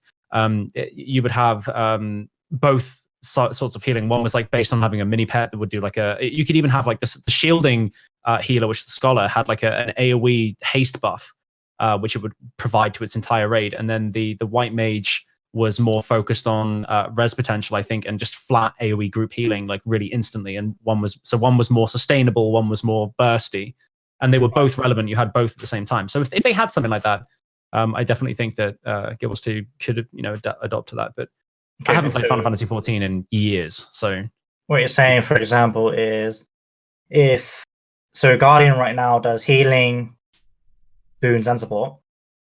So what if Guardian was to do less healing, but was prioritized more on boons and support, and then leaving another class to do the main healing role? Like Tempest could be based on main heals, like AoE healing, and then the Firebrand would be the application of AoE heals and, you know, boon share or whatever. Sorry, not AoE heals, AoE like shields or like small barriers, and then Tempest would be AoE heals. And I don't know why Guardian. I don't know why Guardian just doesn't apply any barrier at all. To me, that doesn't make any sense. I feel like Tempest would make more sense to apply barrier. Honestly, because you kind of have auras already, which are kind of like shields, right? To a certain extent. So surely it would make a lot of sense that I was certain they were going to put a barrier on Tempest eventually, right? Does have like a physical like animation to it when you have it on you? What barrier? Because I'm thinking maybe like they don't want to like stack auras or something. That's I don't know. You know, I'm just like, I'm all for like encouraging diversity of class choice, and just, you know, trying to say that only specific classes are, you know, relevant is, it's hard for a game that sells itself as casual. You can't kind of specify specific classes when Guild Wars 2 has the current sell or game model that it does. I think encouraging diversity across, or acceptability of classes across every class is like really important. And especially when it comes to like, you know, things like heal classes, like Tempest. Even if they selected two and just said, look, we're just going to say that Guardian and Tempest are our main healing specs, and if you want to run them in 1v1, then great. And, you know, people can just like start rolling them as healers for PvE or whatever, and they do have spread distribution. That'd be great. maybe to have a couple of tank classes. Maybe like Chronomancer is a tank class. Can we have another one and make sure it's equally as viable, has the same sort of applications? And then I think people will maybe latch on to a bit of the Trinity, not like enforced, but at least to make, when you make a healing spec, it's got to be equally balanced on the other side. So, no, we've got some PvP fucking drama going on. Yeah, I think having a more specific focus and less broad may be good. That's kind of what it's in the word specialization, right? So there is that to it, but having something that can cover a lot of roles can certainly be an issue in a lot of game modes. It's why it's one of the problems with stuff. Again, you see it in cross gamers in PvE with Druid and Chrono. Like, these things are just so slot efficient, if that makes any sense, right? Like hand kite for Druid and stuff like that. I mean, hand kiter is just a weird meme, but stuff like the fact that Chrono can tank, it can buff, it can also do it does quickness and alacrity. It also stacks like every boon. It's like very efficient on one class, right? Like very, very efficient on one class. And like the compression element, multiple things. And it's kind of the same thing with Firebrand in World vs. World. This is very, very slot efficient. It's not like there aren't alternatives. For example, you can play, as I mentioned earlier, you can play Firebrand Renegade in PvE, right? And it's actually pretty good. It's actually pretty good. I just wish there were other alternatives for World vs. World, right?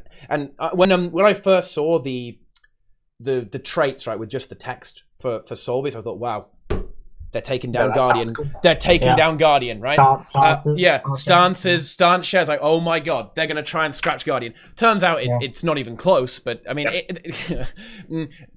it's maybe not that far, because there's some really interesting stuff actually. For example, like there's a stance that means that your entire group can't be slowed or anything, right? Like no immobilize, no chill or anything like that. And that is obviously really good in World vs. World. But the thing is, it just doesn't have enough. It's not well rounded enough to make it good.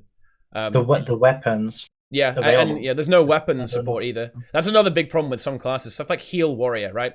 Like Heal Warrior could happen, right? Isn't like the viability of a lot of things, especially in raids, kind of more on not how effective it is, but whether it fits into a comp. So say like you need spirits, right? And that's kind of why Druid is like the healer, right? Because it offers spirits while also being the heal slot. But like Revenant is a way better healer, but what does it provide? Well, it provides alacrity, but you already have a Chrono that provides alacrity, so you need to remove a Chrono, and it's like, well, the Chrono is better than the Rev, so it's like, even though the Rev is good, it just doesn't fit into the slot, right?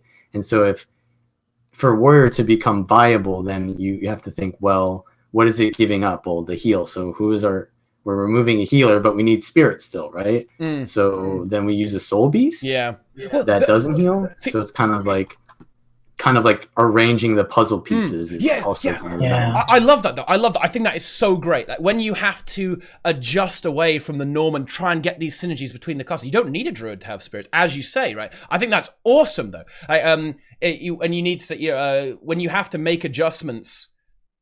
You need some adjustments there, like changing the comp up completely. I really like that. I really like class synergy. Like, I think that's how it should be, and how the game is ultimately designed. And stuff like, on this topic, stuff like Chrono and Chrono Firebrand for World vs. World, Druid in PvE, it kind of negates that because of how much it can bring on its own, right? The fact that I would love it if you were forced to kind of pick and choose, almost like you have to pick and choose what you want and where you want it, right? So yeah, there you go. That would be really good, I think. It's funny that like everything you sort of said there does come back down to sort of, I mean, especially you, Vallun, you were saying that why would you pick something else if it was already fulfilled better, in a better way by another class sort of thing. And I think that, or a comp, yeah.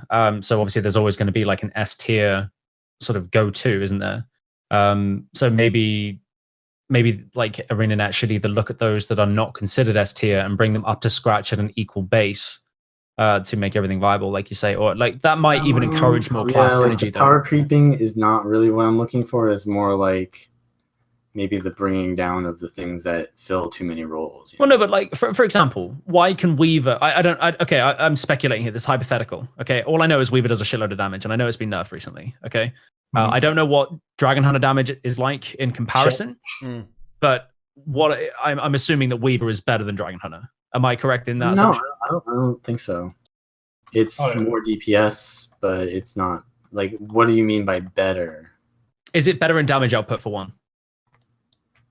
Does Dragon Hunter do more damage than Weaver? I mean, you could use a Dragon Hunter for like a utility, like giving Aegis to your comp during like. So like the Dragon Hunter brings like what? You could literally take like standing ground or something. More than Weaver in terms of CC as well. Yeah, there's a lot of class utility that needs to be taken into account as well, right? It's not all about damage, right? But I exactly. But if the damage was on the same level, if they literally made them so that their damage output was literally equal when done correctly, I think your synergies would come from your utility choices, and you wouldn't be thinking, "Oh, Weaver does more damage, so I need to lean towards Weaver." You would think they are literally equal. Let's look at the utilities and break this down. Right.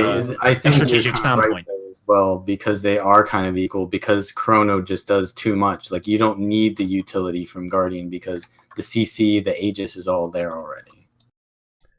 Okay, yeah, I mean, fair enough. But then, say for example, Chrono got nerfed, or they toned down the application of Chrono because Chrono, obviously being a tank, should not also be the the boon share, for example. Even though it can be, it's a compression of multiple roles. If they made it so that it didn't do as much as it currently does in PvE, and that forced you to say take a different tank, then those elements could be picked up by other DPS classes. But as long as they were equally as relevant. You see what I'm trying to say? Like, as long as they could encourage equal play, then I think. Well, okay. This is a massive problem with the PvE community, and I guess this is maybe very obvious to you, Joel, but this is really not obvious to a lot of people. Is the fact that it's already like how you're suggesting, in my opinion, anyway. It's already not all about damage. It's not all about damage, like on any level, right? There is very legitimate reasons for running very specific classes, even though they technically do lower DPS, right?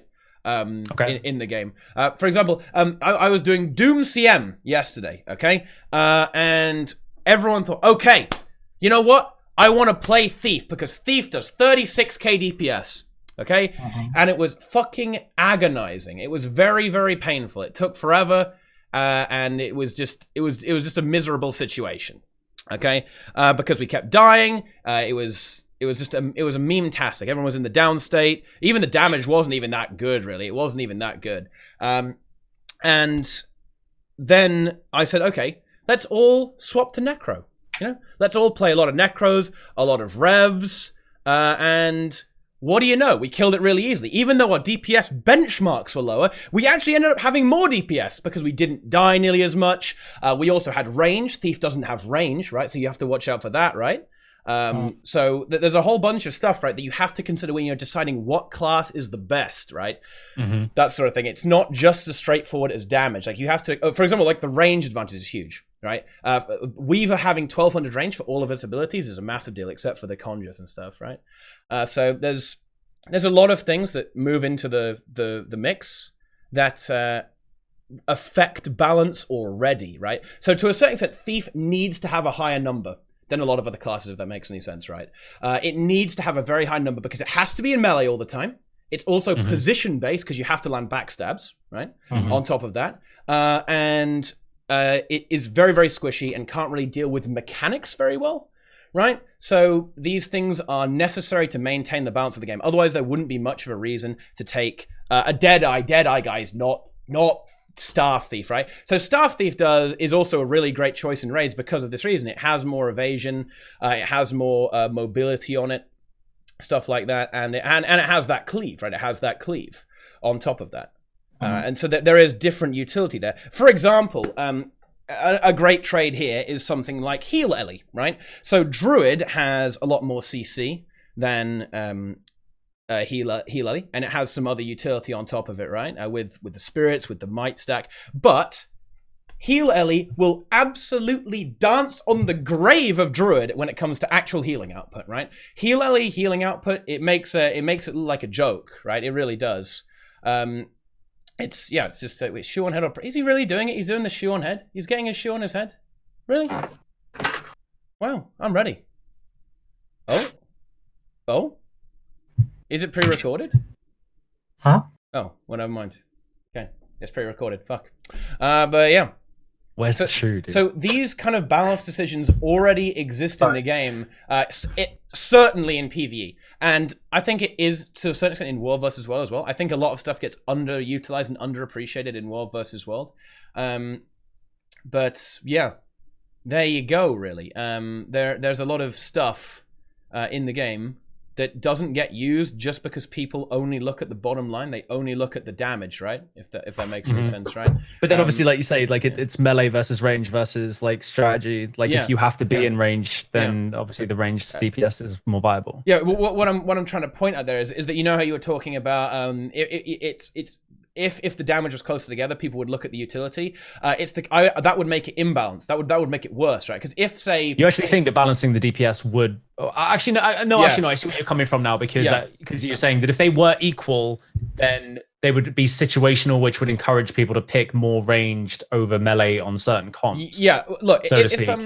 Here's an example. If they added CC to heal Ellie, and they also made heal Ellie stack might, and they gave heal Ellie the ability. If they basically gave heal Ellie and Druid the exact same toolkit, right? So spirits, buffs, might, CC, all of that stuff, all the same thing. Okay, there would be zero reason to run Druid. Because heal Ellie is just a strictly better healer. That there's no situation where Druid is a better healer. Kind of good for PvP too. Like make it more of an offensive support, and like then it could be like, you know, you take a Firebrand for like a defensive 2v2 comp, or you take like Ellie, say if you want to go with like a Rev for a more aggressive 2v2, but still have support with it. So like I think if they made Tempest have like some kind of like aggressive potential as well while it's supporting, that would be really good. So yeah, I think what Nesu just said is really important as well. Like WoW does actually have a method of keeping everybody viable, and that is literally by granting, like for example, a rogue they give like feint to, which basically is an ability which negates magic damage output. I think it negates it by like 90% and spreads the damage over time. So it's used a lot of the time as like a soaking mechanic. I'm not sure if that's 100% how it works. It might be a different skill I'm thinking of, but they basically grant more survival utility to those classes in order to enable them, so they are still viable. Yeah. But then I think that the damage is still expected to be around the same sort of level.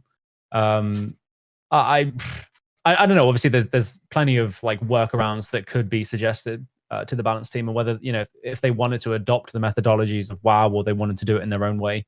I'm sure obviously what they've done already is a way of tackling that, but maybe not, for example, if like melee is best on a certain fight, I'm sure people would probably stack Deadeyes for a very quick kill. I think isn't Deadeye Thief still like really, really high damage? Yeah, extremely high damage. Yeah, so like, I mean, you're gonna stack it if you think that you can kill something in seconds, and you don't really need to worry about the mechanics. But I think that's always going to happen in any rate. There was a Russian guild that killed a mythic boss during Hellfire Citadel, Warlords of Draenor on WoW. They killed it in less than a minute just by everybody playing Frost Mage or some shit, and they just literally blasted it for like 50 seconds and it died. So yeah, if you do outgear something, or you do pick the perfect DPS rotation and kill something, you will do it. Everybody does that in MMOs. Whether or not like you want to avoid stacking, people will eventually do it. So all you can do is encourage diversity, and if you can enable it, great. If not, then it will always probably fall back to class stacking eventually.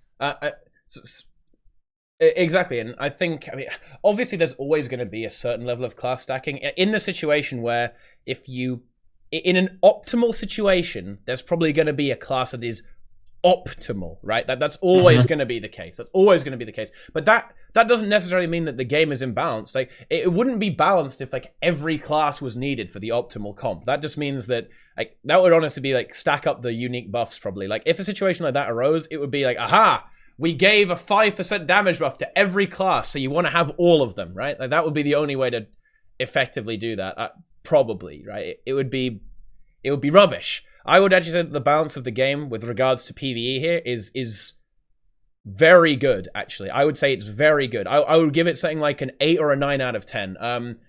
All that needs to change is probably buff Firebrand Renegade. If that comp was good and you had an alternative to Chrono, like a really good alternative to Chrono, then I think you're in business, right? Chrono instead?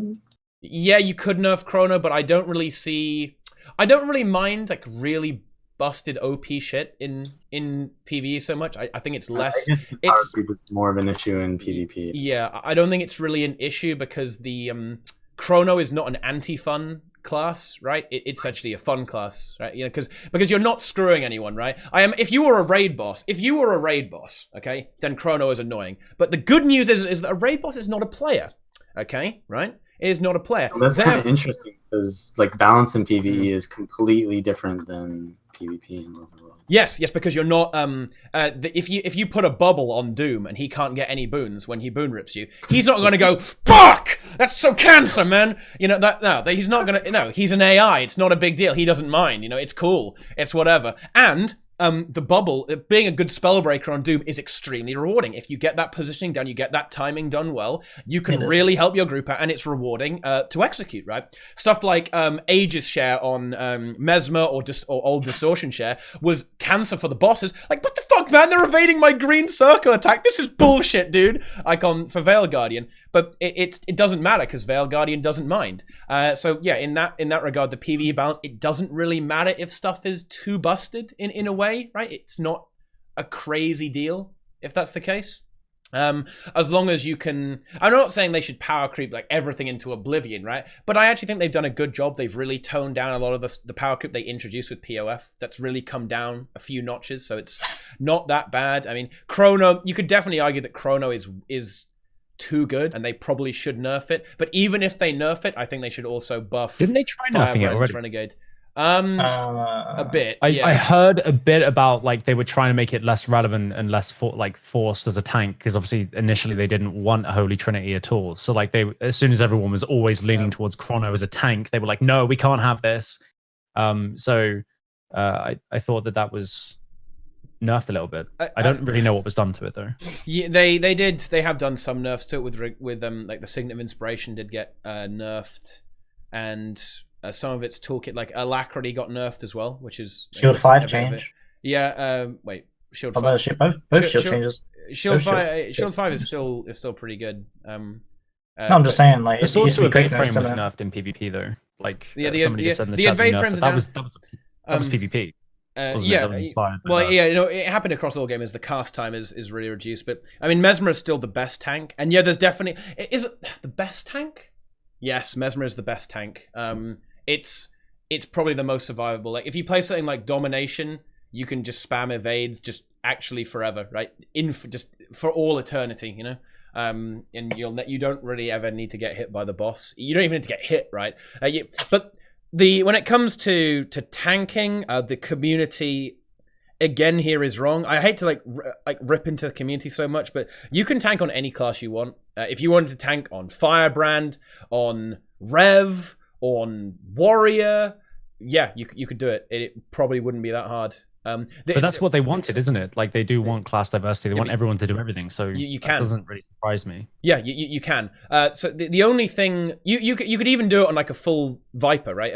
So for example, in some weird situations where we've had bad players, okay, in the group, I have ended up tanking on a DPS class, right? And it's fine. You as long as you know the fight well, you just need to know what you're doing, and you'll be perfectly okay. Like one of the examples is Soulless Horror.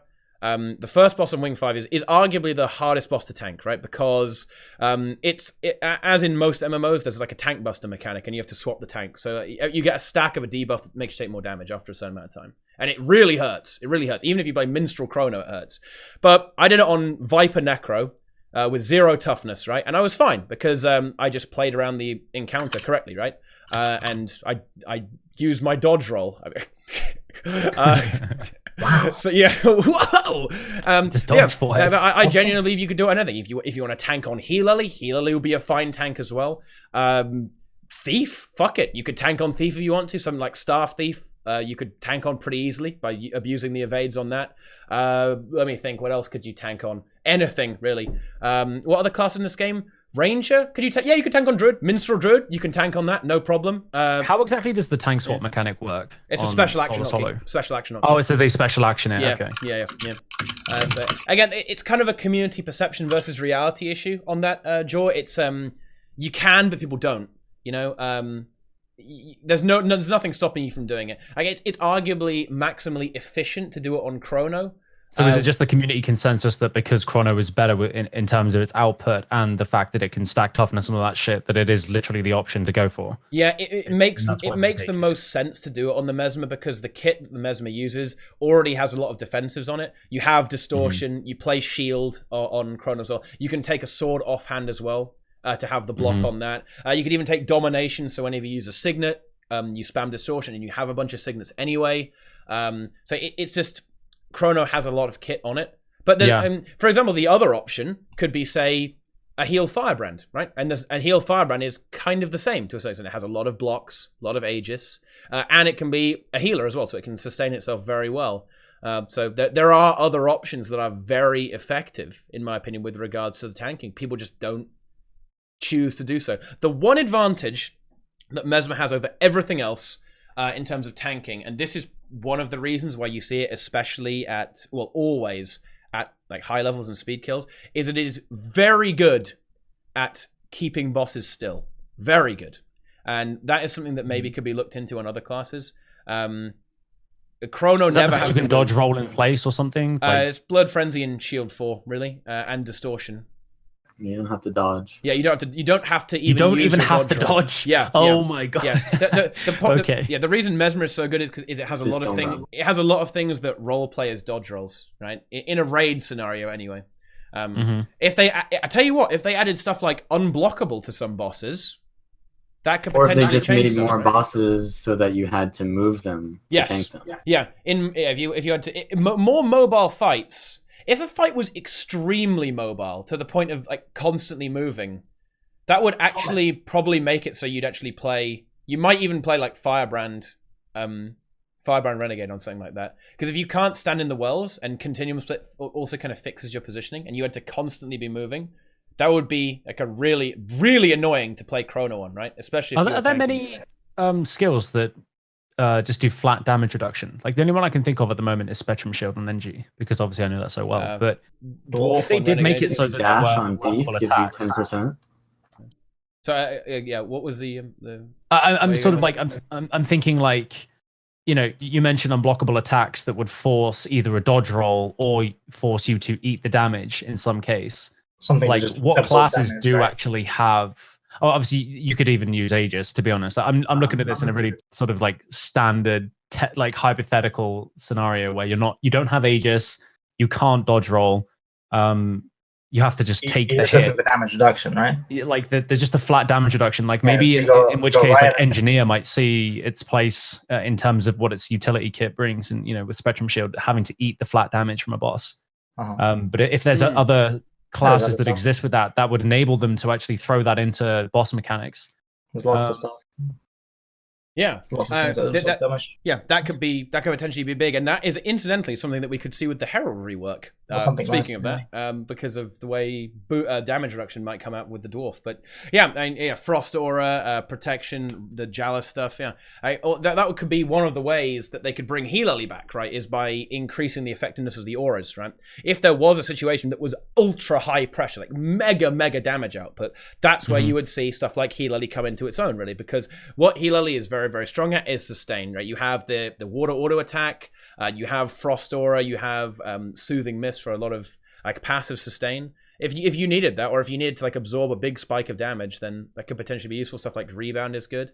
But yeah, absolutely. In terms of damage reduction, you could end up like running like 2 heal heralds, right? With the dwarf elite, and food as well. Yeah, you can do food damage reduction too. Like imagine if there was a boss that would it just like one shots you unless you have 50% damage reduction or something. So you have to have like I'm thinking about something right now. Like you could literally have a boss mechanic that rips your endurance away from you. Yeah, it just cannot be like applied, and you have to eat the damage mechanic. Like that would be really cool. Like Saul with all gambits. Oof. Because this is something that I could certainly see actually happening, Jaw, because what we saw in Wing 5 Hall of Change is that the developers actually developed around what the players use to abuse the raids, right? So they made a lot of stuff that is undodgeable, right? You can't dodge it, which is obviously, you know, dodging is invulnerability, right? So they tried to counter that by making stuff undodgeable. They countered boons by having a lot of boon corruption and boon rip on Soulless Horror and Doom as well. And there's a lot of instant death stuff, right? Like if you fail, buck, no recovery. So some of the problems with Guild Wars 2 is not problems, but design features. I won't call this a problem because actually I kind of like the design of it, but in a certain way. Like it's good. It's double-edged sword, right? A lot of the mechanics in Guild Wars 2 raids, if you fail them, it's not the end of the world, right? You can recover. There aren't a lot of really punishing mechanics in the game. There's just like Demos Black Circles, everything on Doom. Soulless Horror is very punishing, like Sabbath the Flamethrower. Like there are punishing things, don't get me wrong. The CC on Matthias, there are punishing mechanics, but even if you fail that one, it's not completely the end of the world. And some of these you can always recover from, and that's good and bad. It makes the raids feel less bullshit as well, right? But it also allows the mechanics of Guild Wars 2 to kind of carry you almost. Stuff like overhealing greens is really, really good because you can just skip an entire mechanic. A lot of mechanics you can just skip because of how the game is, like with dodging, invulnerabilities, blocks, stuff like that. Really allow you to cheese your way to victory in a lot of situations. And that's why I do think that we could definitely see ArenaNet try and develop around this stuff, right? In the future, like, to try and counter the stuff that makes raids easy for players who know what they're doing, if that makes any sense, right? And keep it fresh and challenging. We covered this on Friday, didn't we? We were like, it'd be interesting to see like where new mechanics might lead and how they would not necessarily encourage a gear grind, but a strategy grind, like force you as players to adapt to, you know, or conform to what you need to do. Like it's not going to be easy. It's not. They've got to make them a little bit harder, I think. Like if they make the mechanics require certain timings of abilities, you know, where you stack up together and you just spam damage reduction in an area, like you throw a fucking chaos field or whatever the fuck it is, and you put down, you know, or somebody uses area protection, and because you're gonna eat damage, like you can't block it with Aegis, you have to negate the damage, so you all stack up and heal through it, and so like that's really cool. That requires coordination and things like that. That's very much why Doom took so much longer to kill than other bosses. Doom took ages to kill, took over 24 hours. Unprecedented in Guild Wars 2, right? And that's because it was a strategy grind. People had to figure out how it worked. If you don't know what you're doing on Doom, even if you are Mr. 1%, okay, on DPS rotations, all right, or on your Mesmer boon uptime, right? Even if you are the best player in the game, if you don't know the strategy for Doom, you are doomed. Right, you are screwed, and the reason they did Wing 5 was almost a bit reactive because the previous Wing, Bastion of the Penitent, was utterly trivialized by damage. Like for example, when we first did the first 3 bosses, we actually didn't know the mechanics for several weeks because of how if you just hit them really hard, you would just eventually kind of muddle through it, right? That was obviously bit of a problem with design. I don't think that should be there. I don't think that should happen. That like you shouldn't really be in a position to do that. I don't think. Yeah. For example, the first boss in Wing 4, Ken, the big Jade Armor guy, he was killed. We killed him second try. That's ridiculous. Because the first time, the punishment. Exactly. Well, but it's because his mechanics just don't matter that much, and damage. You could kill him so quickly that you wouldn't do anything. I mean. When was the last time you had the black mechanic on Karen? Oh, you mean like what the donut? The thing that pushes you out, yeah. Yeah, that just doesn't. We don't even see the you know he doesn't attack that like knocks the you arm, off. the swing it. Yeah, we don't even see that anymore, right? It just it's just. So they should definitely follow the production that they did on Doom and maybe even make it harder. Yeah, I agree. I said to you, I think if they just extend the longevity of the raid by making it more difficult, then obviously people won't be as upset, you know, waiting for new raid content. It will literally last itself just by forcing people to work really hard on it. So yeah, I think it would be amazing to have multiple Doom tier bosses Mm-hmm. per raid wing. Having 3 of them would be just amazing. I think especially if they also had a challenge mode. Bear in mind, guys, Doom CM Doom CM is the first encounter ever in Guild Wars 2 that survived over a week. It survived until raid reset. That never happened before. And that I think that would be really awesome. Like if there were 3 of them like that, you could potentially get so much content and time right out of it. It would be insane. Maybe the last one would have to be like the epitome of the difficulty, though. It would have to be like these 2 are like they get progressively harder. And if you start off at like Doom level and then get Doom plus some and then like Doom CM equivalent, maybe like, and then the challenge mode of the last boss is even harder. Like that would be, I think that would really, really inspire raiders. Like they go, wow, this is actually difficult content. I'm inspired. I want to do this.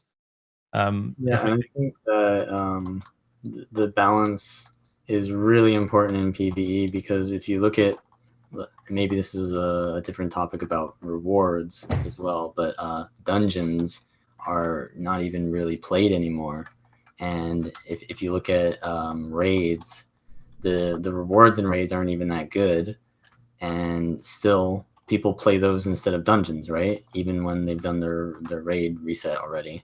Well, there's They'll still do some another raid some instead of a skins, dungeon. isn't there?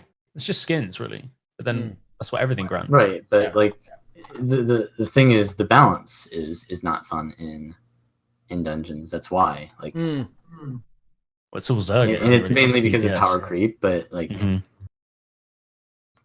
it kind of ties into like the whole, Wing 4 is a little bit too easy, but then dungeons are way too easy, right? Like something is playable and then something is unplayable because of balance, and then something is really interesting because of balance.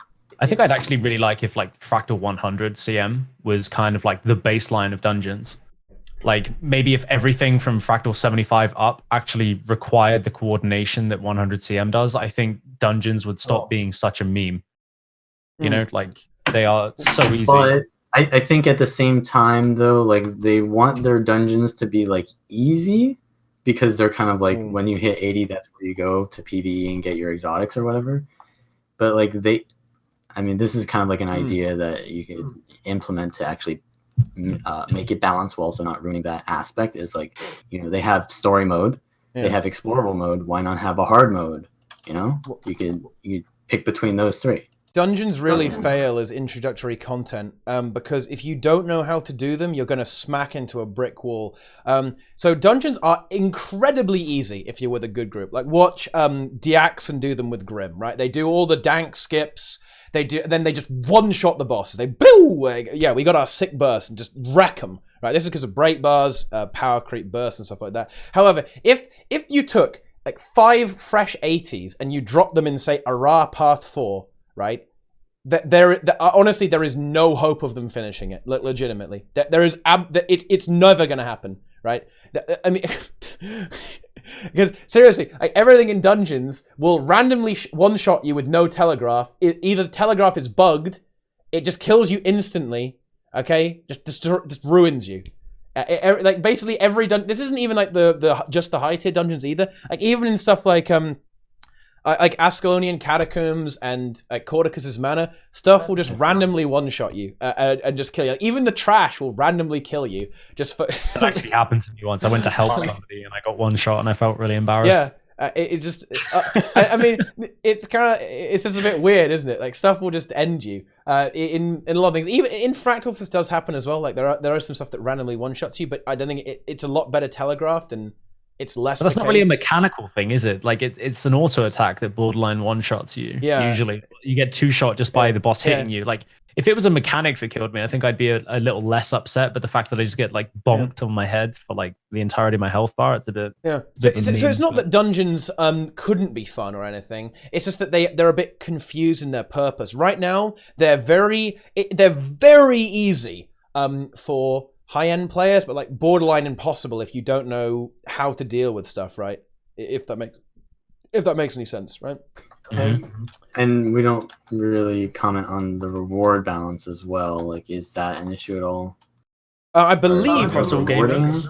dungeons done efficiently is actually extremely good gold. I believe It is very good gold. so, You yeah, can make I like think 30 it's gold an hour or some shit. Yeah. If you have, it depends if you have dungeon recipes actually. Because if you have dungeon recipes, you can actually make the like the rings and the earrings to self-relate self. Like, let me check. What's that one called? Plague something. It's just called Plague. The rest. Plague. It's also like 4 gold. Like 4 gold for 200 tokens. Yeah. Easy money. Yeah. But again, I don't. Someone said something about recipes not dropping anymore or something. I don't know if that's true. I think that's actually like I know they're really rare, but that was always kind of like fun to like get a recipe and then want to like specialize in that dungeon. I think that was kind of fun.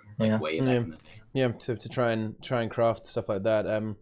But that's kind of RPG as well. That's kind of, again, it's another big problem with dungeons. Like their role doesn't really get served anymore, and it never did. That's the problem with dungeons. The high end players loved dungeons, right? Because it was very punishing and it was very strategy orientated, right? Like the difference between, say, even if I don't really know anything about dungeons, okay, but we could clear them no problem. It wouldn't be hard for us to clear dungeons. If I took 5 guys who don't really know anything about dungeons, but we can do raids, like we know how to deal with boons and stuff like that. Yeah, we would get through dungeons, okay. But then if you take a 5-man team that really understands the dungeon, they would like destroy us, like more than they would destroy us in a raid, right? The difference between a bad group, like a group that can beat the dungeon, and a group that's really good at the dungeon is way more different between a group that's really good at raids and a group that can clear raids, if that makes any sense, right? It would take us like some of these teams can do like dungeon pass in like 5 minutes, right? Like I mean, it wouldn't take us a lot of like 2 I want to say like even. Spirit Run is more of like a dungeon kind of mechanic, and then like the bosses are more of like a raid mechanic. Yeah, but raids are all about bosses, and dungeons are all about strategy and skips and pathing and stuff like that, and minimizing the downtime between getting to the encounters, right? Stuff like that. You know, that's what dungeons are all about. But and Arena didn't really intend that. I guess they were intended to be more of how I would play them, right? I suppose like you just kind of like, yeah, we gotta fight through everything. We're gonna get there in the end. You know what I mean? Like that's how we would how me and my guild would go about doing it, or at least some people in my guild. But that is the thing is that, again, they just are so punishing for new players that people really struggle to get into them. Because it's not as obvious as in a raid what you have to do, if that makes any sense, right? In a raid, it's pretty obvious what's going wrong, if you ask me. Like, oops, probably shouldn't have stood there, or the boss whacked me. Oh, that green circle exploded. Oh, it appears Gorsil seems to be channeling a massive ultimate attack. We better either DPS and we'll go on an updraft. It's very obvious to see what's going wrong. In a dungeon, it's not obvious. It's not always obvious what's killing you or what you need to do. And there is. It's kind of a double-edged sword. It is kind of cool that you have that puzzle element to the dungeon, kind of figuring out like how you need to do it, right? But to a certain extent, that is it kind of killed dungeons, right? Because it made them a bit of kind of a thing that a lot of the elitists enjoyed, but more casual players really struggled to get into because of that. There is a bit of a barrier to entry. Like if you don't know what you're doing in dungeons, or you don't have good gear and you can't kill stuff quickly, you're legitimately going to have like a miserable time doing it. You're just never going to do it, especially if you do it at the level. If you try and do like Ascalonian Catacombs at like level 35 and you don't know what you're doing, if you go straight in to explore more dungeons at level 35, you are going to get annihilated. Seriously, I mean, you will get destroyed if you try and do that as a new player. I've just got into Guild Wars 2. I'm level 35. I'm in full greens. I don't even have all my accessories filled with any gear, right? I've got like 3 power on a ring. I'm going to go and do a dungeon. Yeah! Good luck with that one, boys.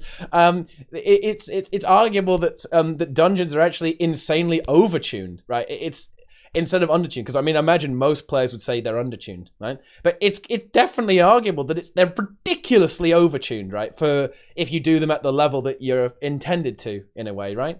Do you think new players even do them though? No, Like, I mean, probably by the not pathing. anymore. They might try. I think everyone just goes straight into fractals. Like everyone always talks about starting at the fractals. That's the only dungeons they really know about. They don't. I don't think beyond the story they actually even know that the dungeons. Especially like if you're watching a streamer to learn what to do, you're not going to see any dungeons. You won't see anybody do. I have not done dungeons in such a long time. They're literally dead content, and I don't mean that as a meme. I mean like. I don't really see an incentive. Maybe a veteran would do it or maybe someone might eventually find out that the paths exist. But yeah, they'll probably so do it if they want the skins.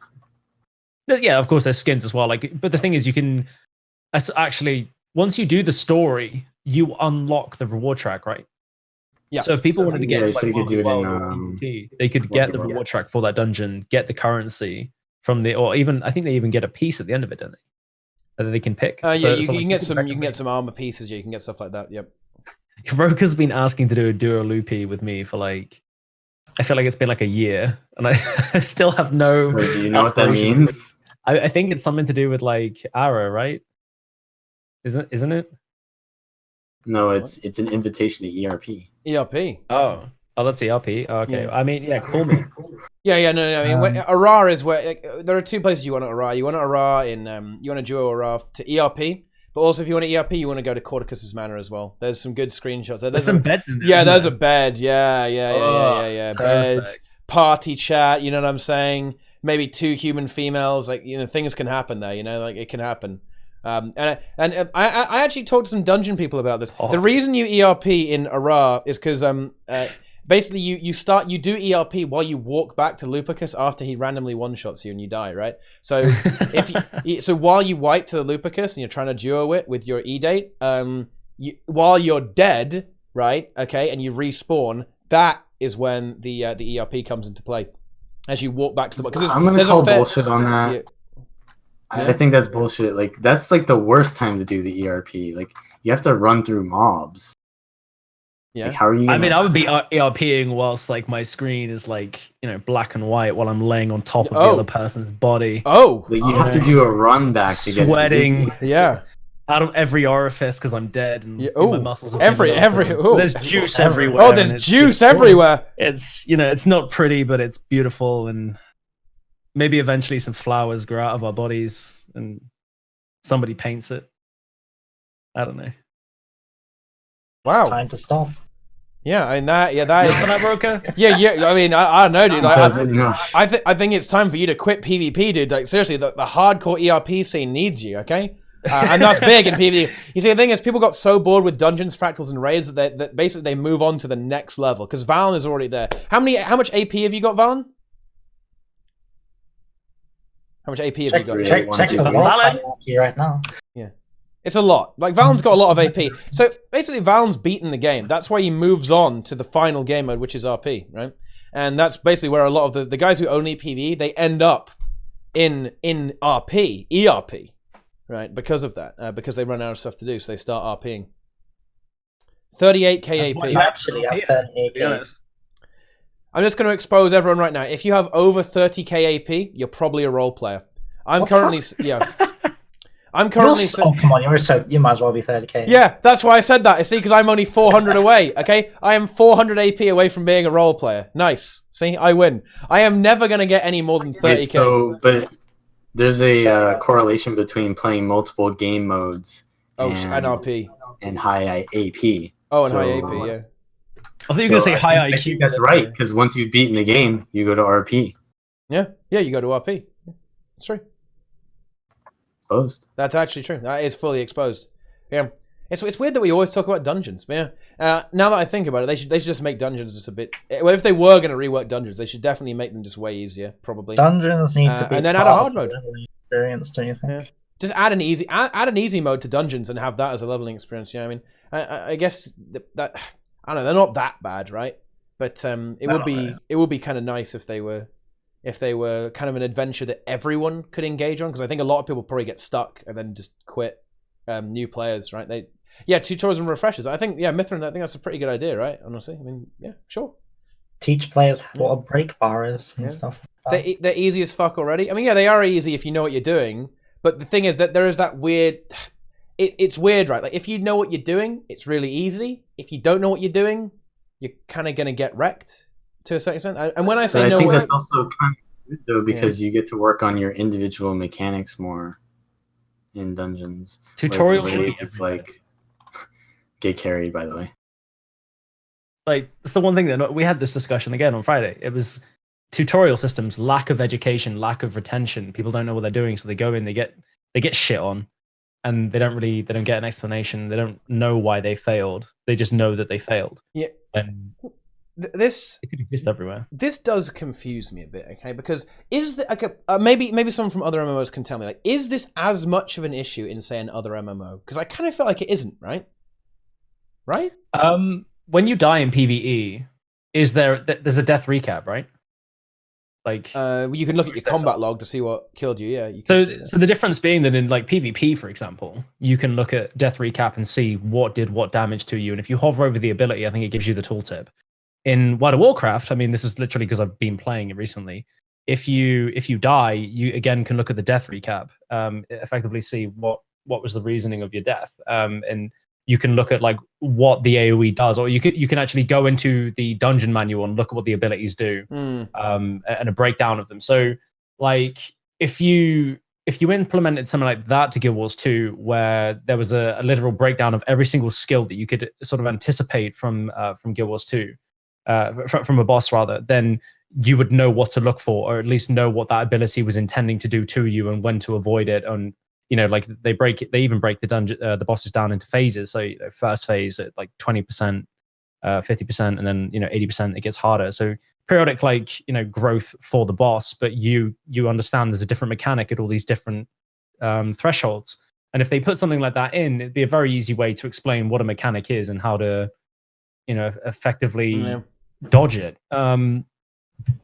Maybe if they gave you that as you entered, or as literally a pop-up or something, and you say, oh, this is the first boss, this is the second, whatever, it might be a good way of doing it. The thing is, I believe that ArenaNet don't really like doing something like that, and personally I don't really like stuff like dungeon logs, right, that tell you what all the bosses do before you even get there. I would prefer it to be dealt with telegraphs, and I suppose that's kind of the problem with dungeons then, that things aren't really telegraphed that well.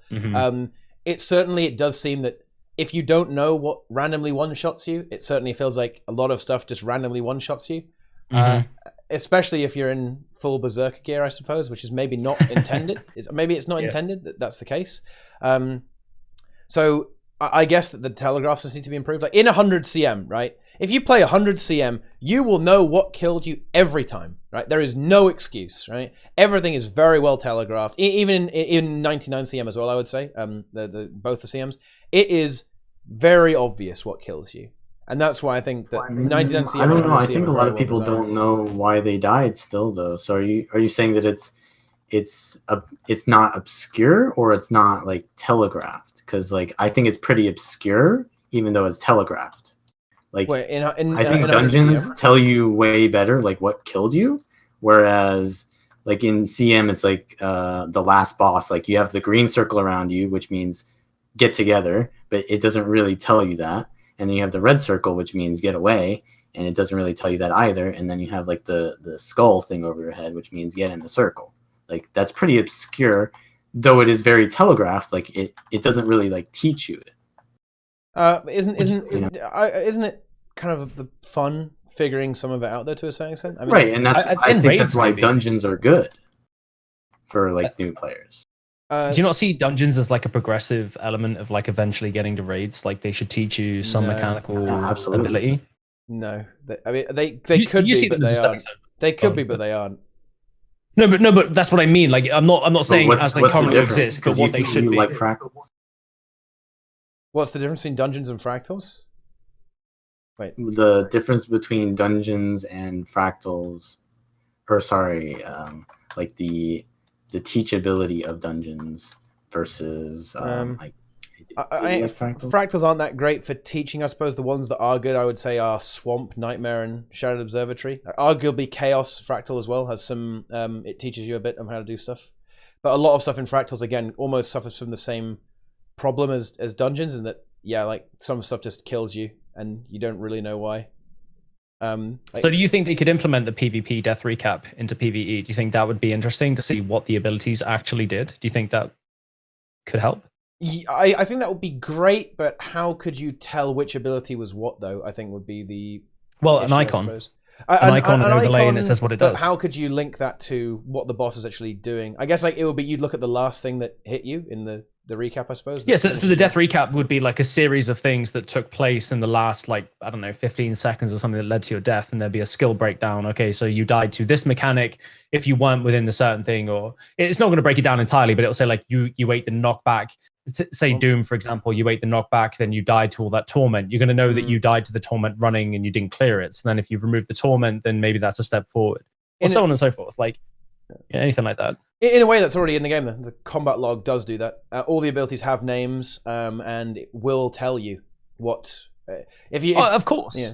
But like your first experience in a dungeon or a raid, and you don't really know. I mean, obviously you could go into the combat log and analyze it, but if it literally pops up on your screen with a death recap, it's literally like visually represented to you. That could be that could be very handy. Yeah, that could be very handy if because other people might not go down that analysis route. You know, to try and they actually had DPS meters in game that told you stuff that hit you instead of you having to scroll through like millions of lines of dialogue in the combat log. Yeah, that's fair. That's very fair. Yeah. Most of the time, new players won't even know what killed them. Yeah, I think that's entirely possible. Does the game need to teach people better about the general mechanics? Like, I don't know. This one is one that I really go back and forth on. You know, I really go back on, but I really am a bit confused on this one. I feel like, what is there to explain? I mean, I feel like a lot of it would be so difficult. It would have to be so complicated and specific, right? There's a lot of very specific things that they'd have to teach players. They'd have to be constantly updating it, right, to tell you how to play the game.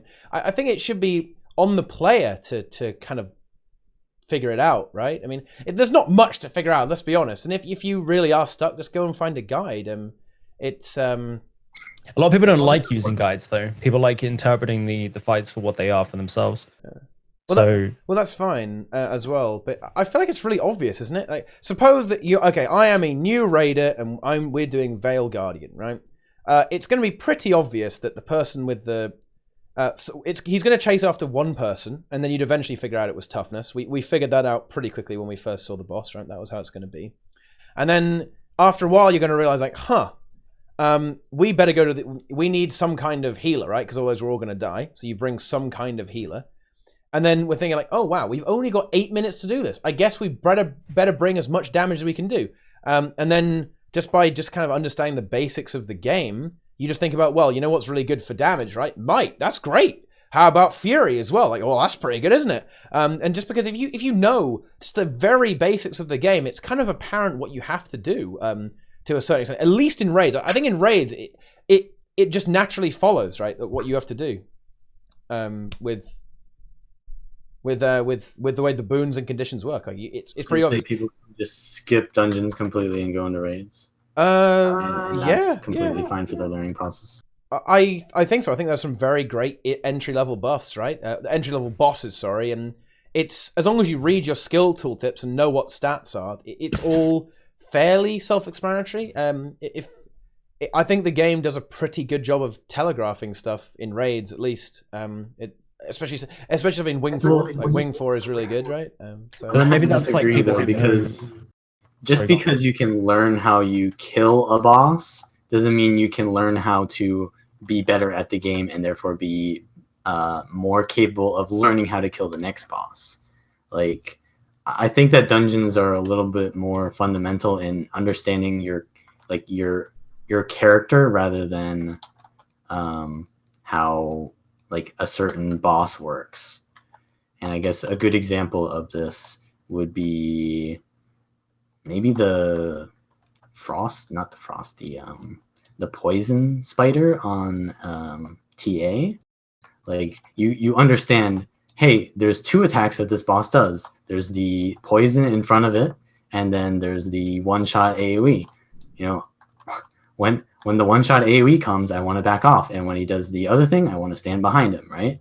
That's like kind of very like fundamental stuff. And you learn, hey, I'm playing a thief. So when he's going to do the one-shot thing, all I need to do is, swap to this weapon set or use my short bow or my sword to return back.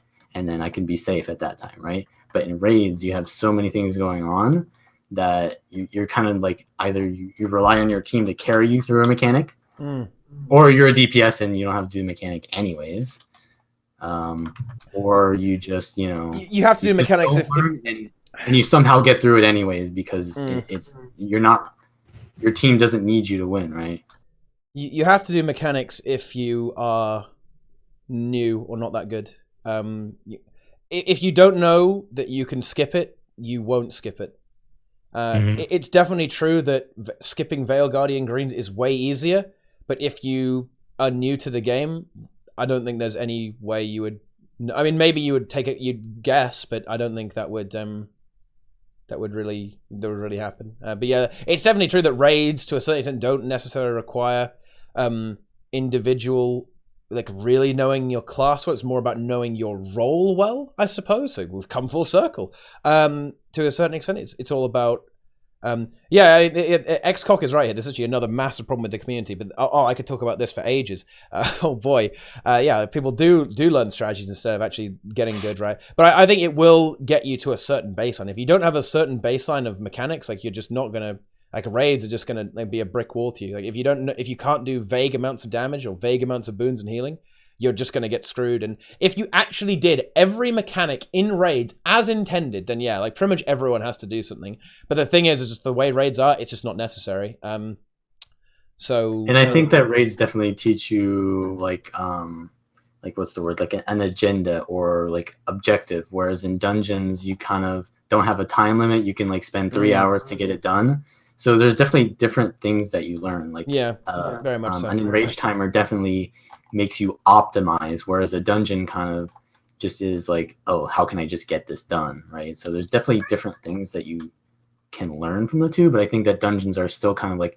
an essential thing for like the learning process, not necessarily their what am I trying to say here? Like raids will teach you how to get something done more efficiently, whereas dungeons will kind of get you on a more like fundamental basis, like the knowledge necessary, not necessarily like like we're there. It's kind of hard to like speak about something that we're so detached from because we know the game, we've already learned it, but like trying to think of it from someone else's shoes is kind of difficult.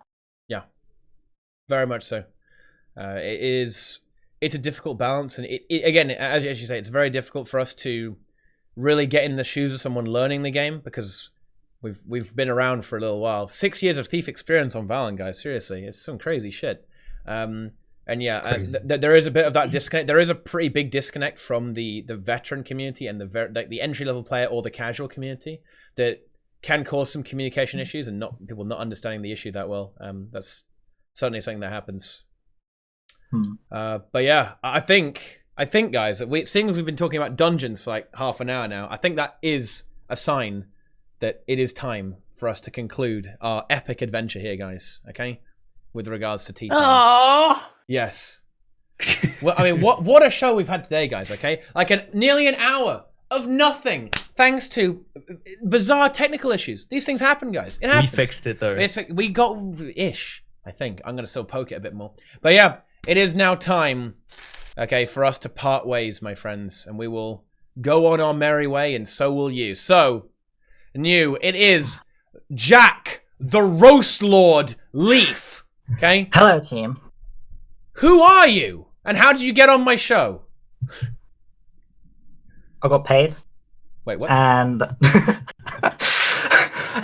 sorry. Hello, team. I am Jack. I am a World v World commander and a guy that's done World v World since the start of the game. Been in various guilds. I've commanded a lot. Yeah, I'm a bit delusional and quite toxic at times, but I tried to keep PMA. That's me pretty much. I stream. I don't know. I have a rough stream schedule at the moment, but yeah.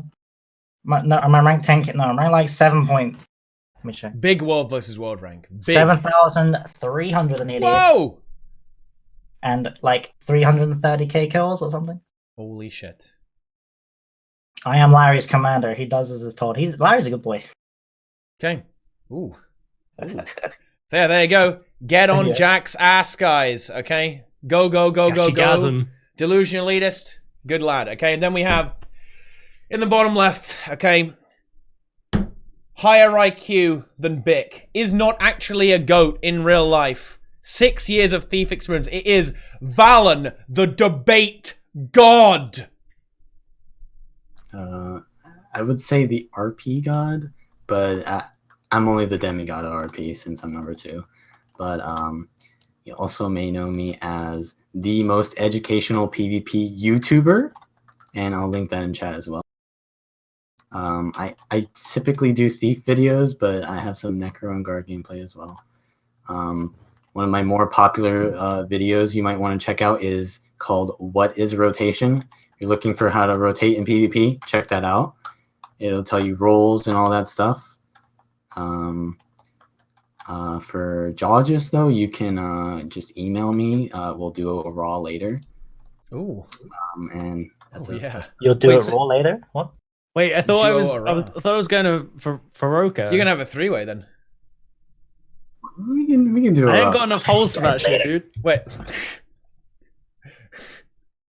Wow. But there you go.